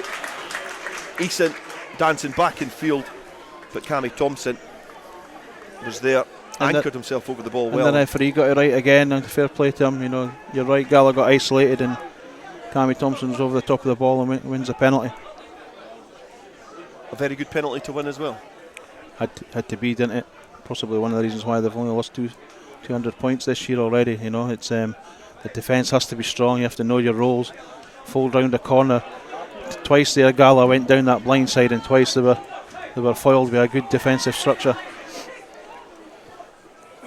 Kelso have conceded on average 14.5 points a game so far this season. The Gala have scored 25 against them already, so it shows you that Border Derby's form and stats go out the window, and it's usually about who wants it most. Tim McCavanagh now taking his place at the tail of the line out, perhaps forgetting his bearings there, as from the line out it's came back on a Gala side this time. And a hand in there, the referee has spotted that as well. Kelso tried to flap the ball back. I think it's Keith Melbourne who's looked to try and get away with one there, and he's been caught with his hand in the biscuit tin because the referee has just signalled for the penalty. And Craig Dodds, it's like Groundhog Day, he's going to be kicking straight back in towards that Kelso 22. Gala will be looking to attack, and they'll be hoping that they can try and retake the lead here at Poynter Park. So as he kicks to touch, let me just bring you up to date at GHKV Melrose. Melrose were 22-0 up and cruising. It's now all square, 22-22 at GHK. And of course the other match which affects the National 1 table, Aberdeen Grammar 14, Ayr 45 is a final score. Jack Eason ready to throw into this line out just on the Kelso 22. They go to the tail again and they overshoot that one into the hands of Marshall, who again is sweeping up at the tail. Melbourne. There's a hunger there with Gala though, isn't there? Yeah, there's a little bit something different from this Gala side. It's a completely different Gala that we watched at the Green Yards when they were cuffed by Melrose, and it was sandwiched in a few other heavy defeats against Watsonians and also Ayr, where they conceded around about 150 points within 3 games. It's a completely different Gala side now as Dwayne Patterson tries to put it in the air. He doesn't make a lot of distance on that, and Jack Eason is there, rides the challenge, offloads to Keith Young, but there's support there. It's went loose. Frankie Robson now houts it downfield, and now it's a foot race. Stingle has got his spikes on, but Andrew Mitchell is back there for Gala inside his own 22. There's going to be a penalty. Kelso going off their feet. Keith Melbourne is absolutely everywhere just now in the Kelso Park, isn't he? Between Melbourne and Archie Cowans, you've got 2 players with real good energy, a real good engine on them, but physical as well, and they find themselves in the right areas at the right times, and there when the ball goes loose they can just turn it, and Melbourne is there. I noticed there was a question and answer session on at Kelso today before the game, 150 people in there, and Alan Tate was taking the questions. I'm sure one of the questions today would have been, early doors would have been, how many players do you think we might lose to the Southern Knights in the next wee while? And those 2 players may well be a couple of the players that they're thinking about. Yeah, I think there are a few players on display here that potentially could make the step up. It'll be in the back of their minds at the moment, because Gala and Kelso just be wanting to try and get the bragging rights as Tim McCavanagh burst through. He's been scragged round the collar by Terry Logan. If he hadn't got his fingernails on the fabric of that shirt, then I think McCavanagh could have been away. The crossfield kick comes in. The referee is going to bring that back. It's an interesting penalty to receive for Gala. 63 minutes gone here at Poynter Park. Kelso 31, Gala 25. A vital tackle there by Terry Logan. Vital tackle. I think he got a wee bit hand with McNeil there just in the passing, but I thought Gala were through there. There's not been many times that a prop has perhaps come off the bench with the team in the lead after 35 minutes and made such an impact as what Terry Logan has here. Yeah, it's great. No, it's good because he's a good club player. Terry, he's been around the border clubs for a long time. And then obviously you've got Alan Frame that will probably come back onto the field again as well. So you've got that experience along with Grant Shields that you're going to need that to try and get Kelso out the mile this afternoon. There's no doubt about that, because Gala certainly look really hungry when they're in that Kelso half. They're desperate for the ball in their hands. I think they're starting to realise that they can break and find some holes in that Kelso defence. 15 minutes to go to the end of this match. At the moment it's Kelso 31, Gala 25, GHK 22, Melrose 22 is the latest score, Highland 25, Stewmel 5 is the latest score. Also in the 3 o'clock it's Peebles 8, Berwick 10, but Peebles down to 14 men. Robert Harrison red carded.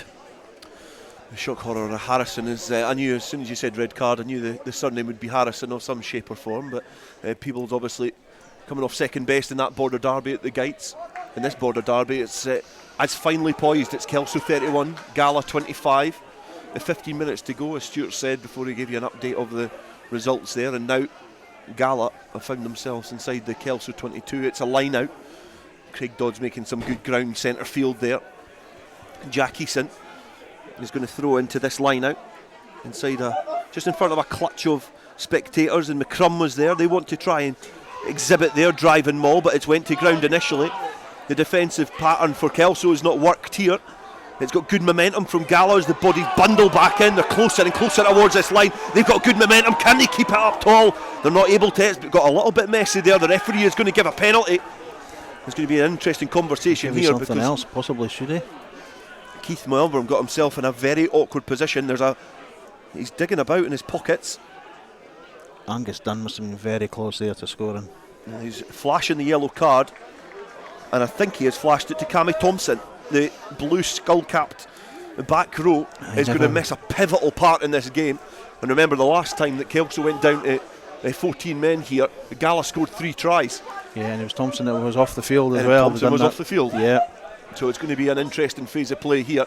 And we're going to be interested to see what Gala do as well.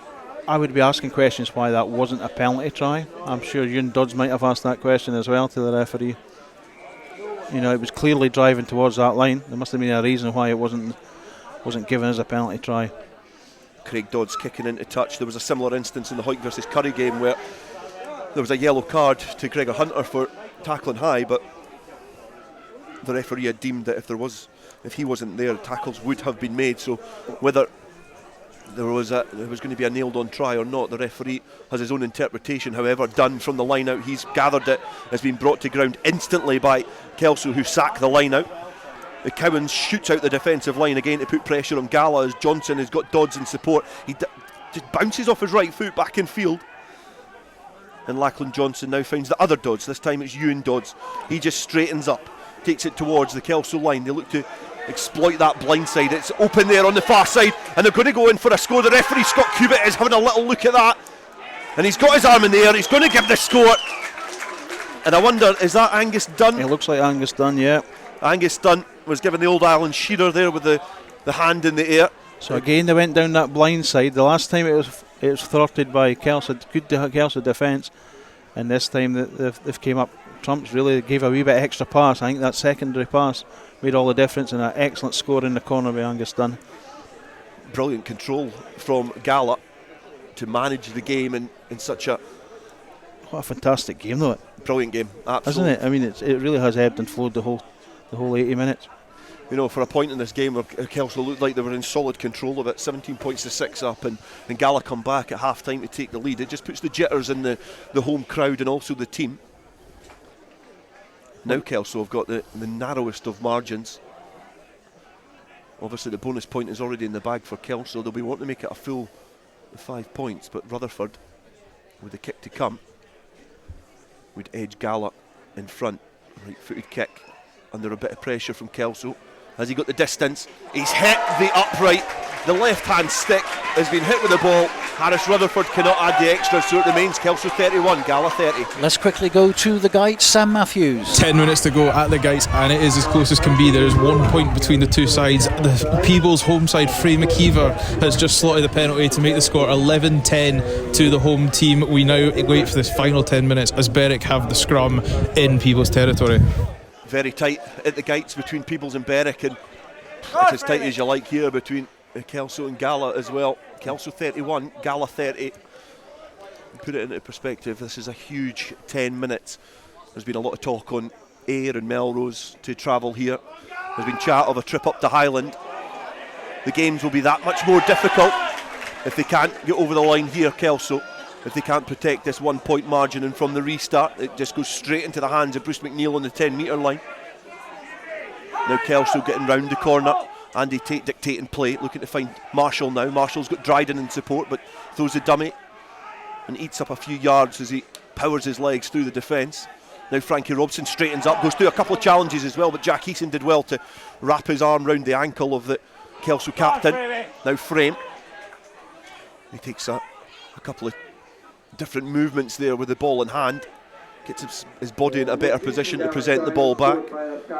And now Andy Tate, he finds Cowans. Cowans, he's been met with some challenges there, as well as Tim McCavanagh wraps up one of the players. Kelso slowing play down and looking to maybe control it a little bit more and ease through this period where they've got 14 men. Marshall goes to ground quickly in the challenge. Now Bruce McNeil plucks the ball up, goes back in field, and he's clear of the defence, but he's been brought down to ground. The play was over there. Lachlan Johnson was over that ball, looked to try and strip it. The referee has deemed that it has been held on by Bruce McNeil. It was borderline, but the referee has deemed it was held on. Yeah, I think Lachlan Johnson got over the top of that ball really well there and won his team a penalty. It was a great break by Bruce McNeil. We've seen it for years and years and years, that inside break off the ruck.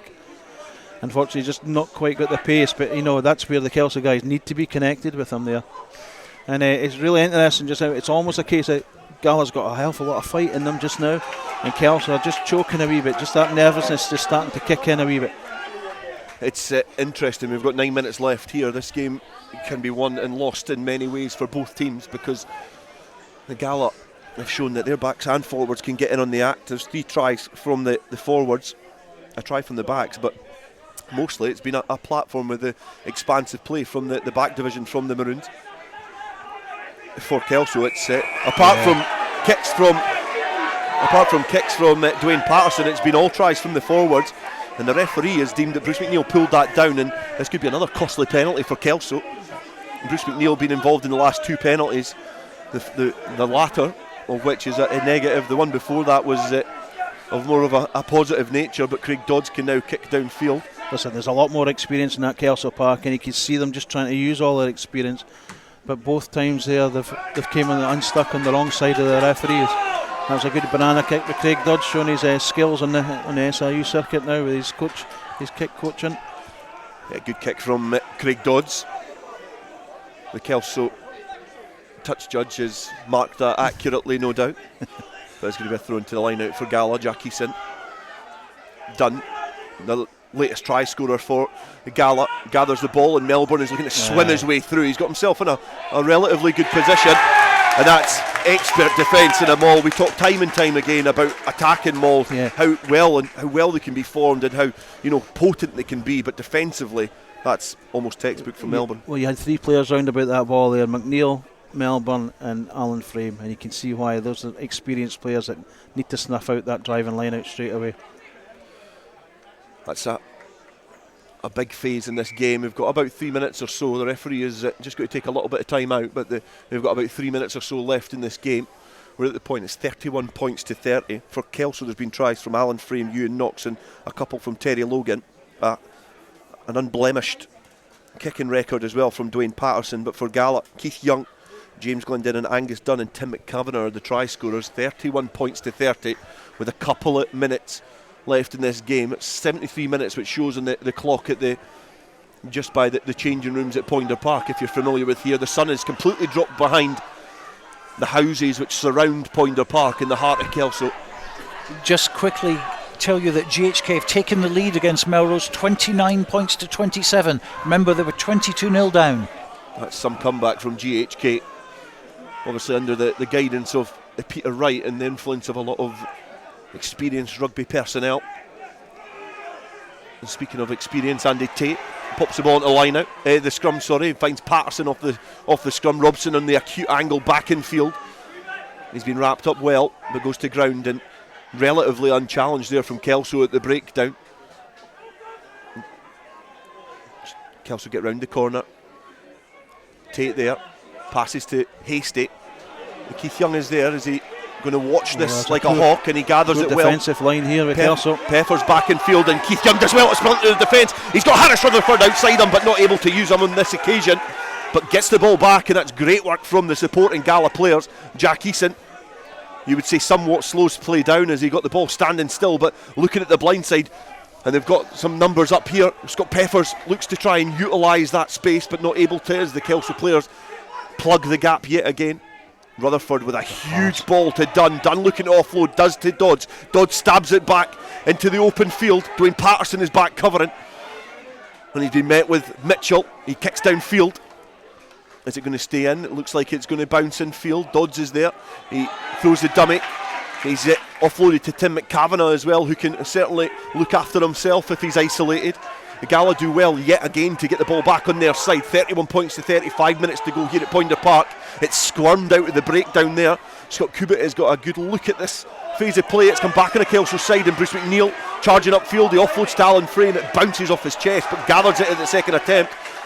He bobbles his way over the halfway line, and now back in the pocket is Murray Hasty, who kicks downfield. He's just managed to steal some yards inside the Gala 22. Rutherford not using the players, and he is going to come back to the penalty, isn't it? No, it's a brilliant game here on Borders Rugby Radio. We've got 4 minutes left here. Kelso 31, Gala 30. And we're away again. And Tim McCavanagh distributing to Pate. Now Glendenning. He bounces back inside. He's sitting up in the tackle, a very awkward position, but they win the penalty again, and Gala are knocking and banging and trying to kick down this Kelso door, and just not able to at the moment. Defence is holding firm. No clear release for Archie Cowens, I think, there before he went back in to win that ball.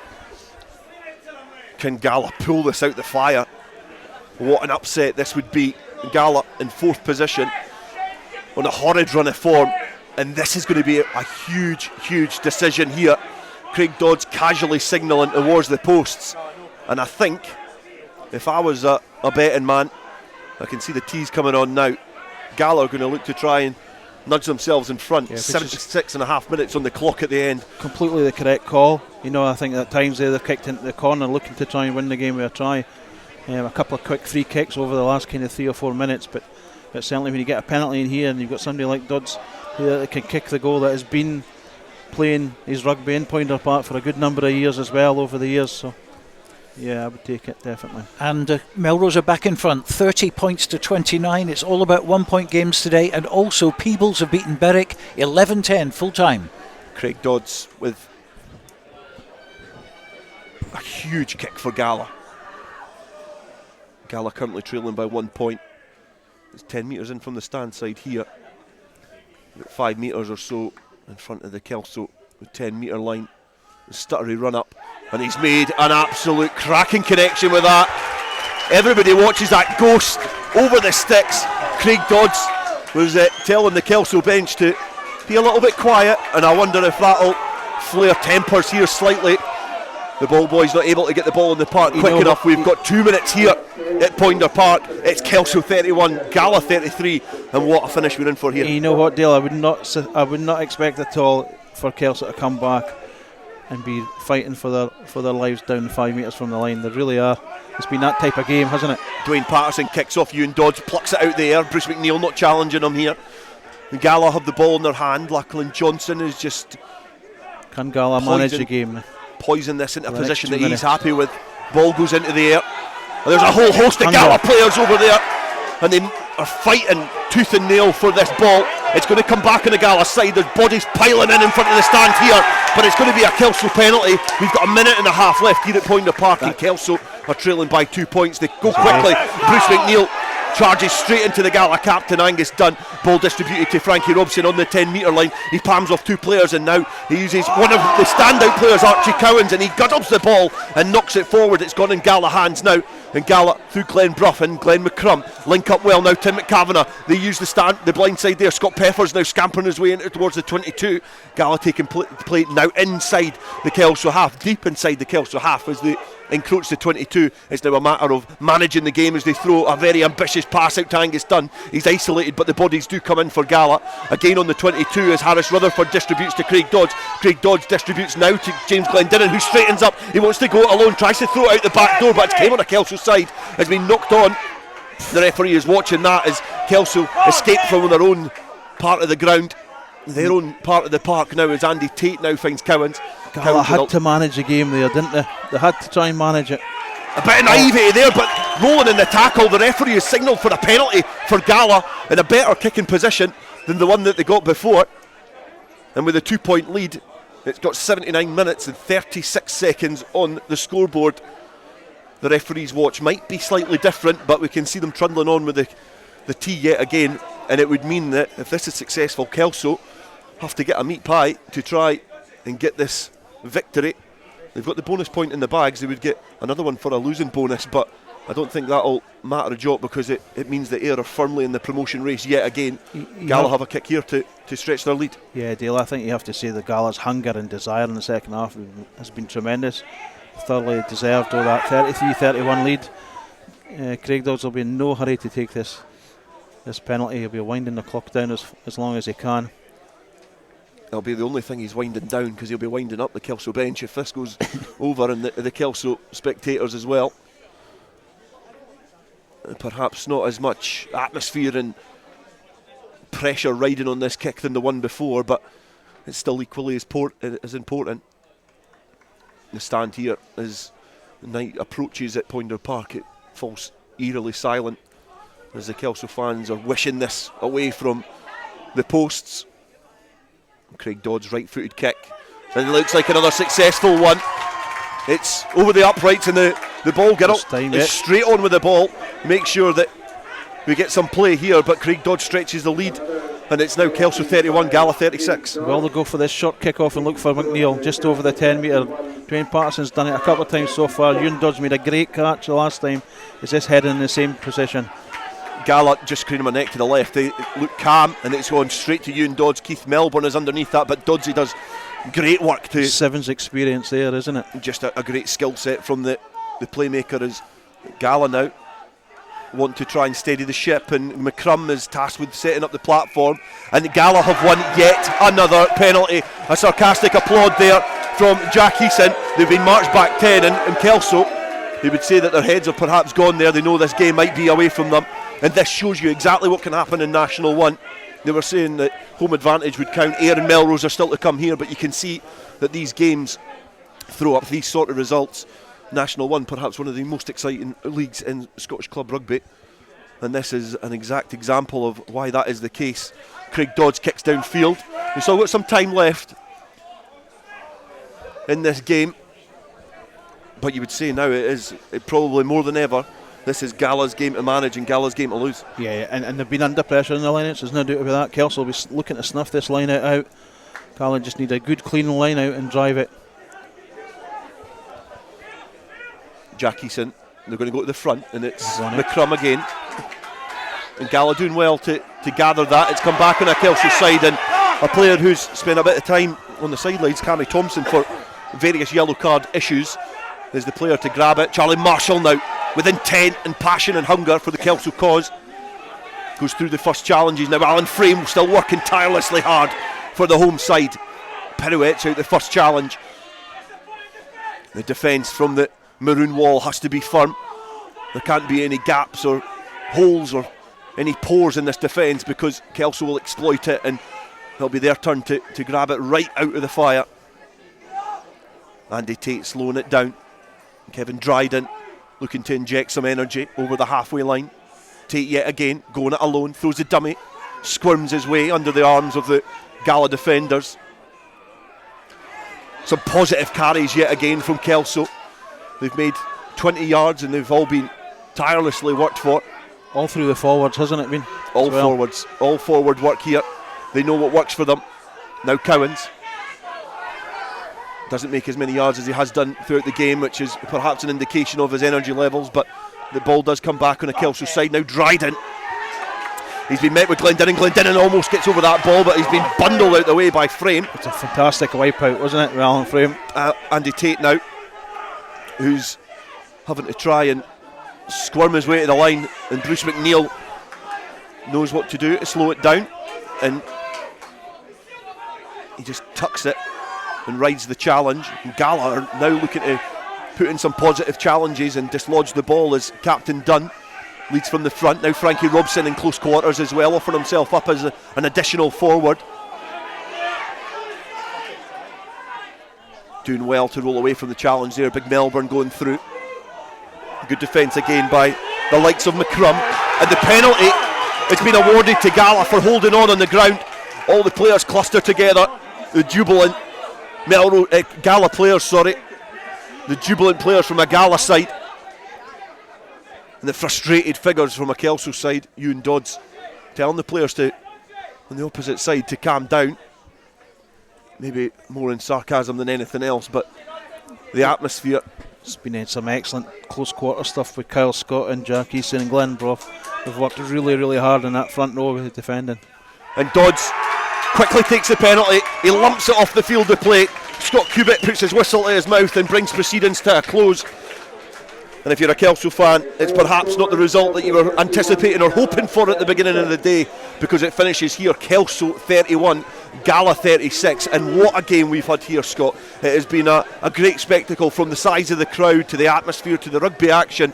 Just about everything. It has been a phenomenal game of rugby. It makes you proud to come down and watch border games of rugby, wasn't it? It's been really, really good. I think the crowd have been on the edge of the seats the whole game. It's toed and froed from Gala to Kelso and back again. You know, there's been yellow cards, and I think the referees had an excellent game as well.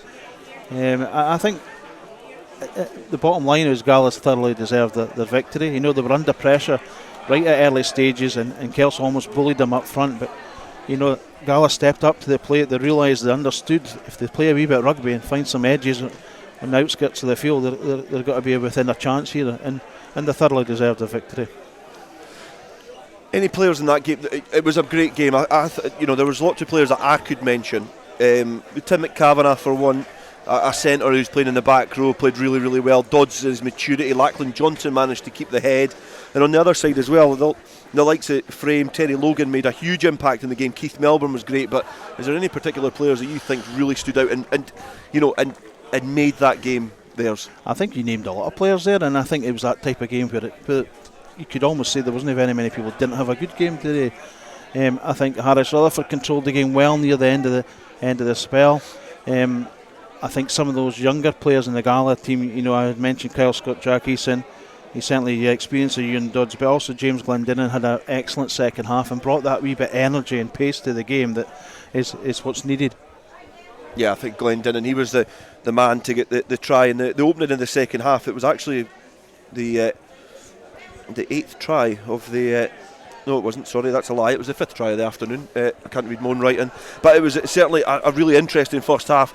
Kelso were leading Kelso were behind, but they were leading for a point. They were 17 points to 6 up at one point, and then trailed at half time, 17 points to 20. They had the sun to utilise as well, but just couldn't make it count.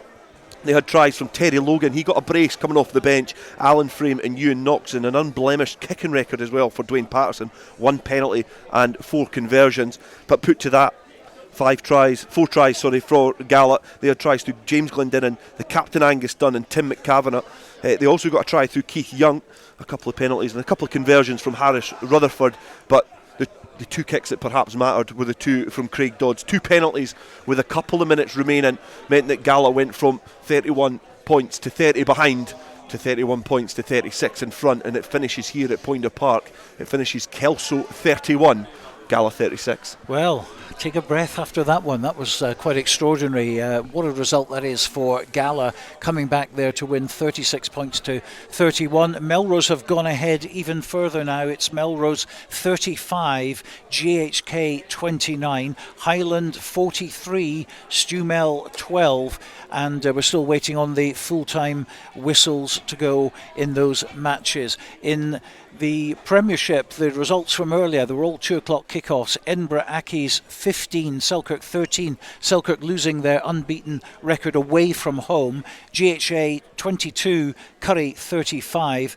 Heriots Blues 12, Hawick 27. No try bonus for Hawick there, but 4 points in the bag, and that confirms their home tie in the semi-final. But will it be against Mar or will it be against Selkirk? Because Mar have won today with a try bonus against Glasgow Hawks, 26 points to 5. And how about this one? Musselburgh, they're desperate to stay in the Premiership. Musselburgh 30, Jed Forrest 22. Jed Forrest getting a 4th try, coupled with Shira Gibb, one by Gary Young and one by Gary Munro as well. We're going back to that Premiership match at Rayburn Place. Alan Lorimer was watching that for us this afternoon. Final score at Rayburn Place is Edinburgh Accies 15, Selkirk 13.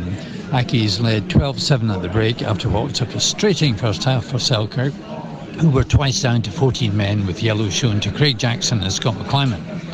That cost Selkirk 12 points, with Accies scoring 2 tries and a conversion, but a late first half try by James Bett and the conversion by Jackson brought them back into the game.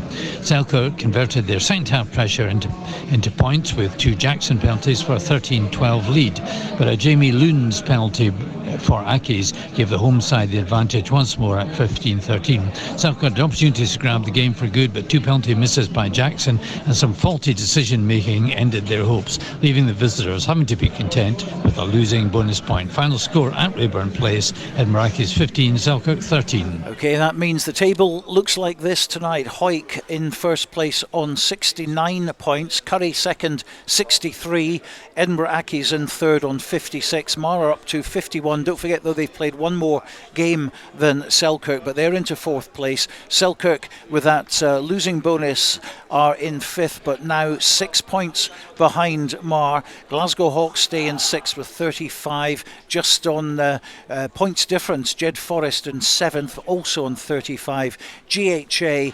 26 points for them in 8th place, and now at the bottom, Musselburgh are off the bottom. They're now in 9th with 26, and Heriots Blues 10th place with 25. And of course, if I'm right in saying, I think Heriots Blues play Musselburgh very, very shortly, so that's going to be like a cup final, isn't it, Dale? Yeah, and we've always said that at the bottom of the league it's tight, and Jed have done well to get away from the the kind of quagmire at the bottom to be involved in that relegation battle. But that's going to be a huge game for Musselburgh and Heriots. Heriots just out of National 1 last season, so you're looking at one of these teams here could potentially have been one of them to go up. Kelso still in the driving seat, but it's a difficult environment in Premiership rugby. Musselburgh had a difficult season, but it's not border teams, but it's going to be a big game in those 2 lock-ons to see who's going to be pretty much shooting it out to who's going to stay up in the Prem. Well, we're trying to get the National 2 full-time results from the Melrose one. Remember, the last we'd heard they were leading by 35 points to 29, having gone behind by a point to GHK. GHK, of course, beating Gala last week. And Highland currently well in control of their match against Stumel. It's 43 points to 12. When the weather's dreich and a storm's a brewing, you need a strong, windproof, quality umbrella delivered with good old-fashioned customer service and at an affordable price. Up here in Umbrella Heaven, we say you tackle the ball, we'll tackle the weather. UmbrellaHeaven.com for when the heavens open. Based in Gala Shields but covering the whole region and beyond, Borders Mortgage Hub is your one-stop shop for all things mortgage related in the Borders. Visit us at bordersmortgagehub.com or call us on 01896 807 008. That's 01896 807 008. Borders Mortgage Hub. Mortgages for the Borders in the Borders. Borders Rugby TV's charity partner Evie's Baton Journey is having a ball on March the 25th at Springwood Park, Kelso. Tickets and sponsorship details are now available on the official Facebook page, which you can visit from bordersrugby.net. Evie's having a ball. March the 25th, Springwood Park, Kelso. To commemorate the 7th anniversary of the opening of the Borders Railway, an 8 DVD box set is now available featuring the complete series Borders Railway from start to finish, plus the full hour-and-a-half documentary 5 years on, which examines the possibility of an extension to Carlisle, plus extra features including a cab journey along the entire Borders Railway, all for the special price of just £14.99, including post and package. backing. You can get your copy direct from hotdisc.co.uk/shop. That's hotdisc.co.uk/shop. The 8 DVD box set, The Complete Borders Railway, is available now. Hi, Nicky Walker here, Curriculum Manager for Borders College Sport. Are you passionate about sport? If so, then look out for the return of our Borders College rugby, football and hockey courses in early 2023. Borders College, regionally focused, globally engaged. This is Borders Rugby Special on Borders Rugby Radio. Yes, welcome back to Poynter Park. We're still gathering our breath after that pulsating match. Kelso 31, Gala 36. And Dale Clancy is here with Keith Young. Yeah, Keith, firstly, what a great game of rugby that was. Yeah, it was brilliant. We knew down here it was going to be tough. We were due them one, obviously, from Netherdale, from that nail-biting contest that we played at the start of the season. So we just thought, get down to training, get as many boys as down as possible, get that consistency in, and hopefully it shows later in the season. In terms of you were named on the bench. Obviously, Ben Gill not playing. Yep. And you had a really good performance in your own right. And in terms of where you've been this season, it's been difficult, but that's good because you've got that squad competition. You've got that competition for places. And on a personal level, you must be pretty proud of your performance this afternoon. Yeah, definitely. I only knew until late that I was actually starting, and obviously playing in the team is just, I'm thankful for that. So no, credit to the boys. They really dug deep. We knew it was going to be tough, and it could have went either way at the end. But on a personal note, yeah, I think I played really well, and just to help the team that's all I'm asking for myself to do. And in terms of the game plan, it was almost chalk and cheese between the two styles of play. Kelso have got a big robust pack, and you had the ascendancy in the backs. You were taking a lot of quick line-outs, quick penalties. Was that the game plan? Was that something that was spoken about during the week? It was and it wasn't. I think we kind of based it off how they were going to play. We knew they were bigger than us, so we just obviously had to front up. And I think credit to all 23 boys, we done that today. And we kind of figured out halfway through the game that it was our backs that were going to get us on the front foot if we couldn't get that with the forwards. But I think collectively the forwards 50-50 with the backs made a collective effort and got us over the line. And 17 points to 6 down at one point. It did look like it was perhaps only heading one way. In that, because it's a relatively young squad, do the young guys lead as well? The likes of Glendinning, the likes of Rutherford. What's the conversation been like on the field with these young guys? Yeah, I think everyone's putting their hand up now. Maybe not so at the start of the season, but as we've developed and as we can see that we're a great bunch of guys and we can get our skills shown on the pitch. Our leaders just come out, and it's really good for the youngsters to come up and do that. So in terms of where your season goes now and incentives, it was obviously a great border derby here, a great win for yous. Is it still about building towards next season, and what does that look like for Gala? Because there's changes in coaching personnel, changes in personnel as a whole. What's it looking like for Gala? Yeah, definitely. I think it's obviously with the coaching change, I think it's just getting down to training and trying to get as many games under the belt as possible and see where we are at the end of that. And if we come out on top and win our games, then we're in a really good place for the season coming ahead. So it's just getting that consistency with boys coming down to training and really playing for the shirt, and I think we did that today. And has there been a change of playing style in the coaching change, or has it been something just that obviously Craig Dodds and Ewan Dodds been helping out Stevie Scott there as well? Has there been a change in the atmosphere, a change in playing style, or? I think credit to Doddsy and Fish and also Stevie coming in and doing a terrific job. I think we just lacked that ruthlessness at the start. Obviously we got off to a really good start, but after that first defeat we kind of deflated, and that's how we kind of played. Stevie's come in and really given us that ruthlessness to, obviously we're not the biggest set of boys, but we have to put our heart on our sleeve every day, every Saturday when we come and play.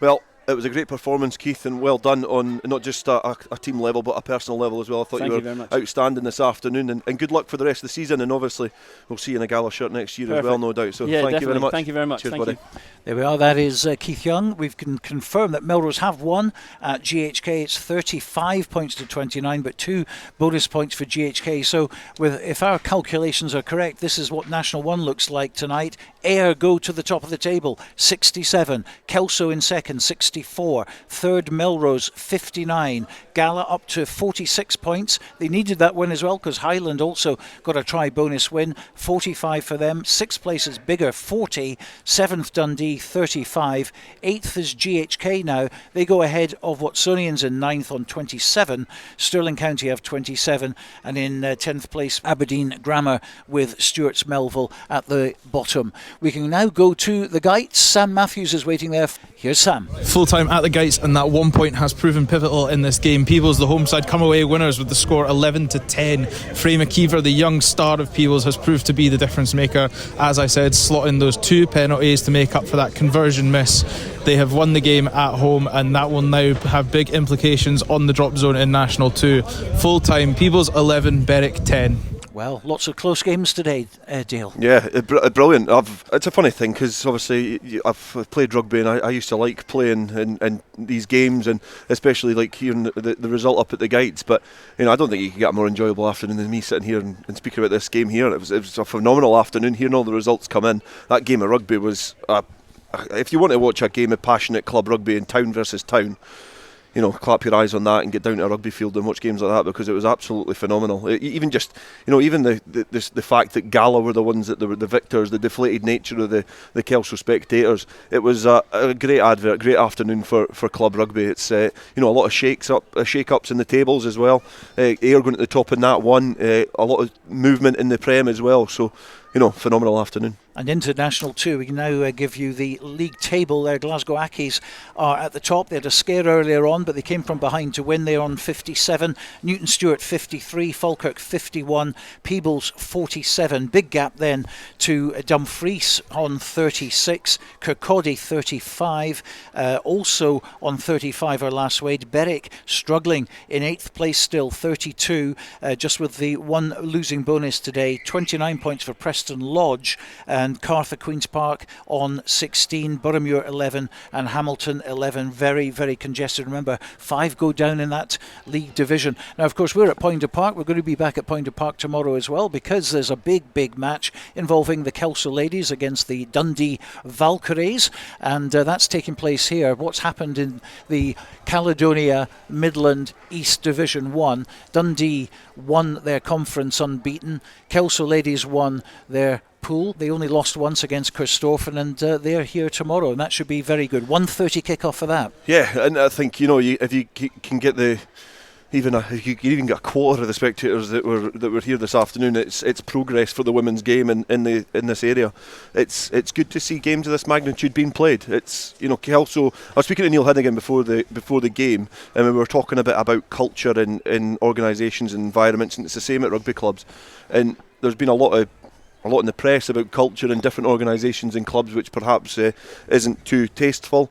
And the Kelso are a club that are getting it right, and a big occasion for the Kelso ladies tomorrow afternoon, and hopefully they can pick up the silverware, and it'll be a successful afternoon for Kelso, and they can perhaps right the wrongs of what went on this afternoon. Absolutely. Well, of course, Kelso ladies, 1:30 p.m. kick-off for that one, because it is basically a cup final, if you like, and we certainly look forward to going down here, and you can see some highlights from that one tomorrow night. The highlights from this one, of course, will be up later on this evening.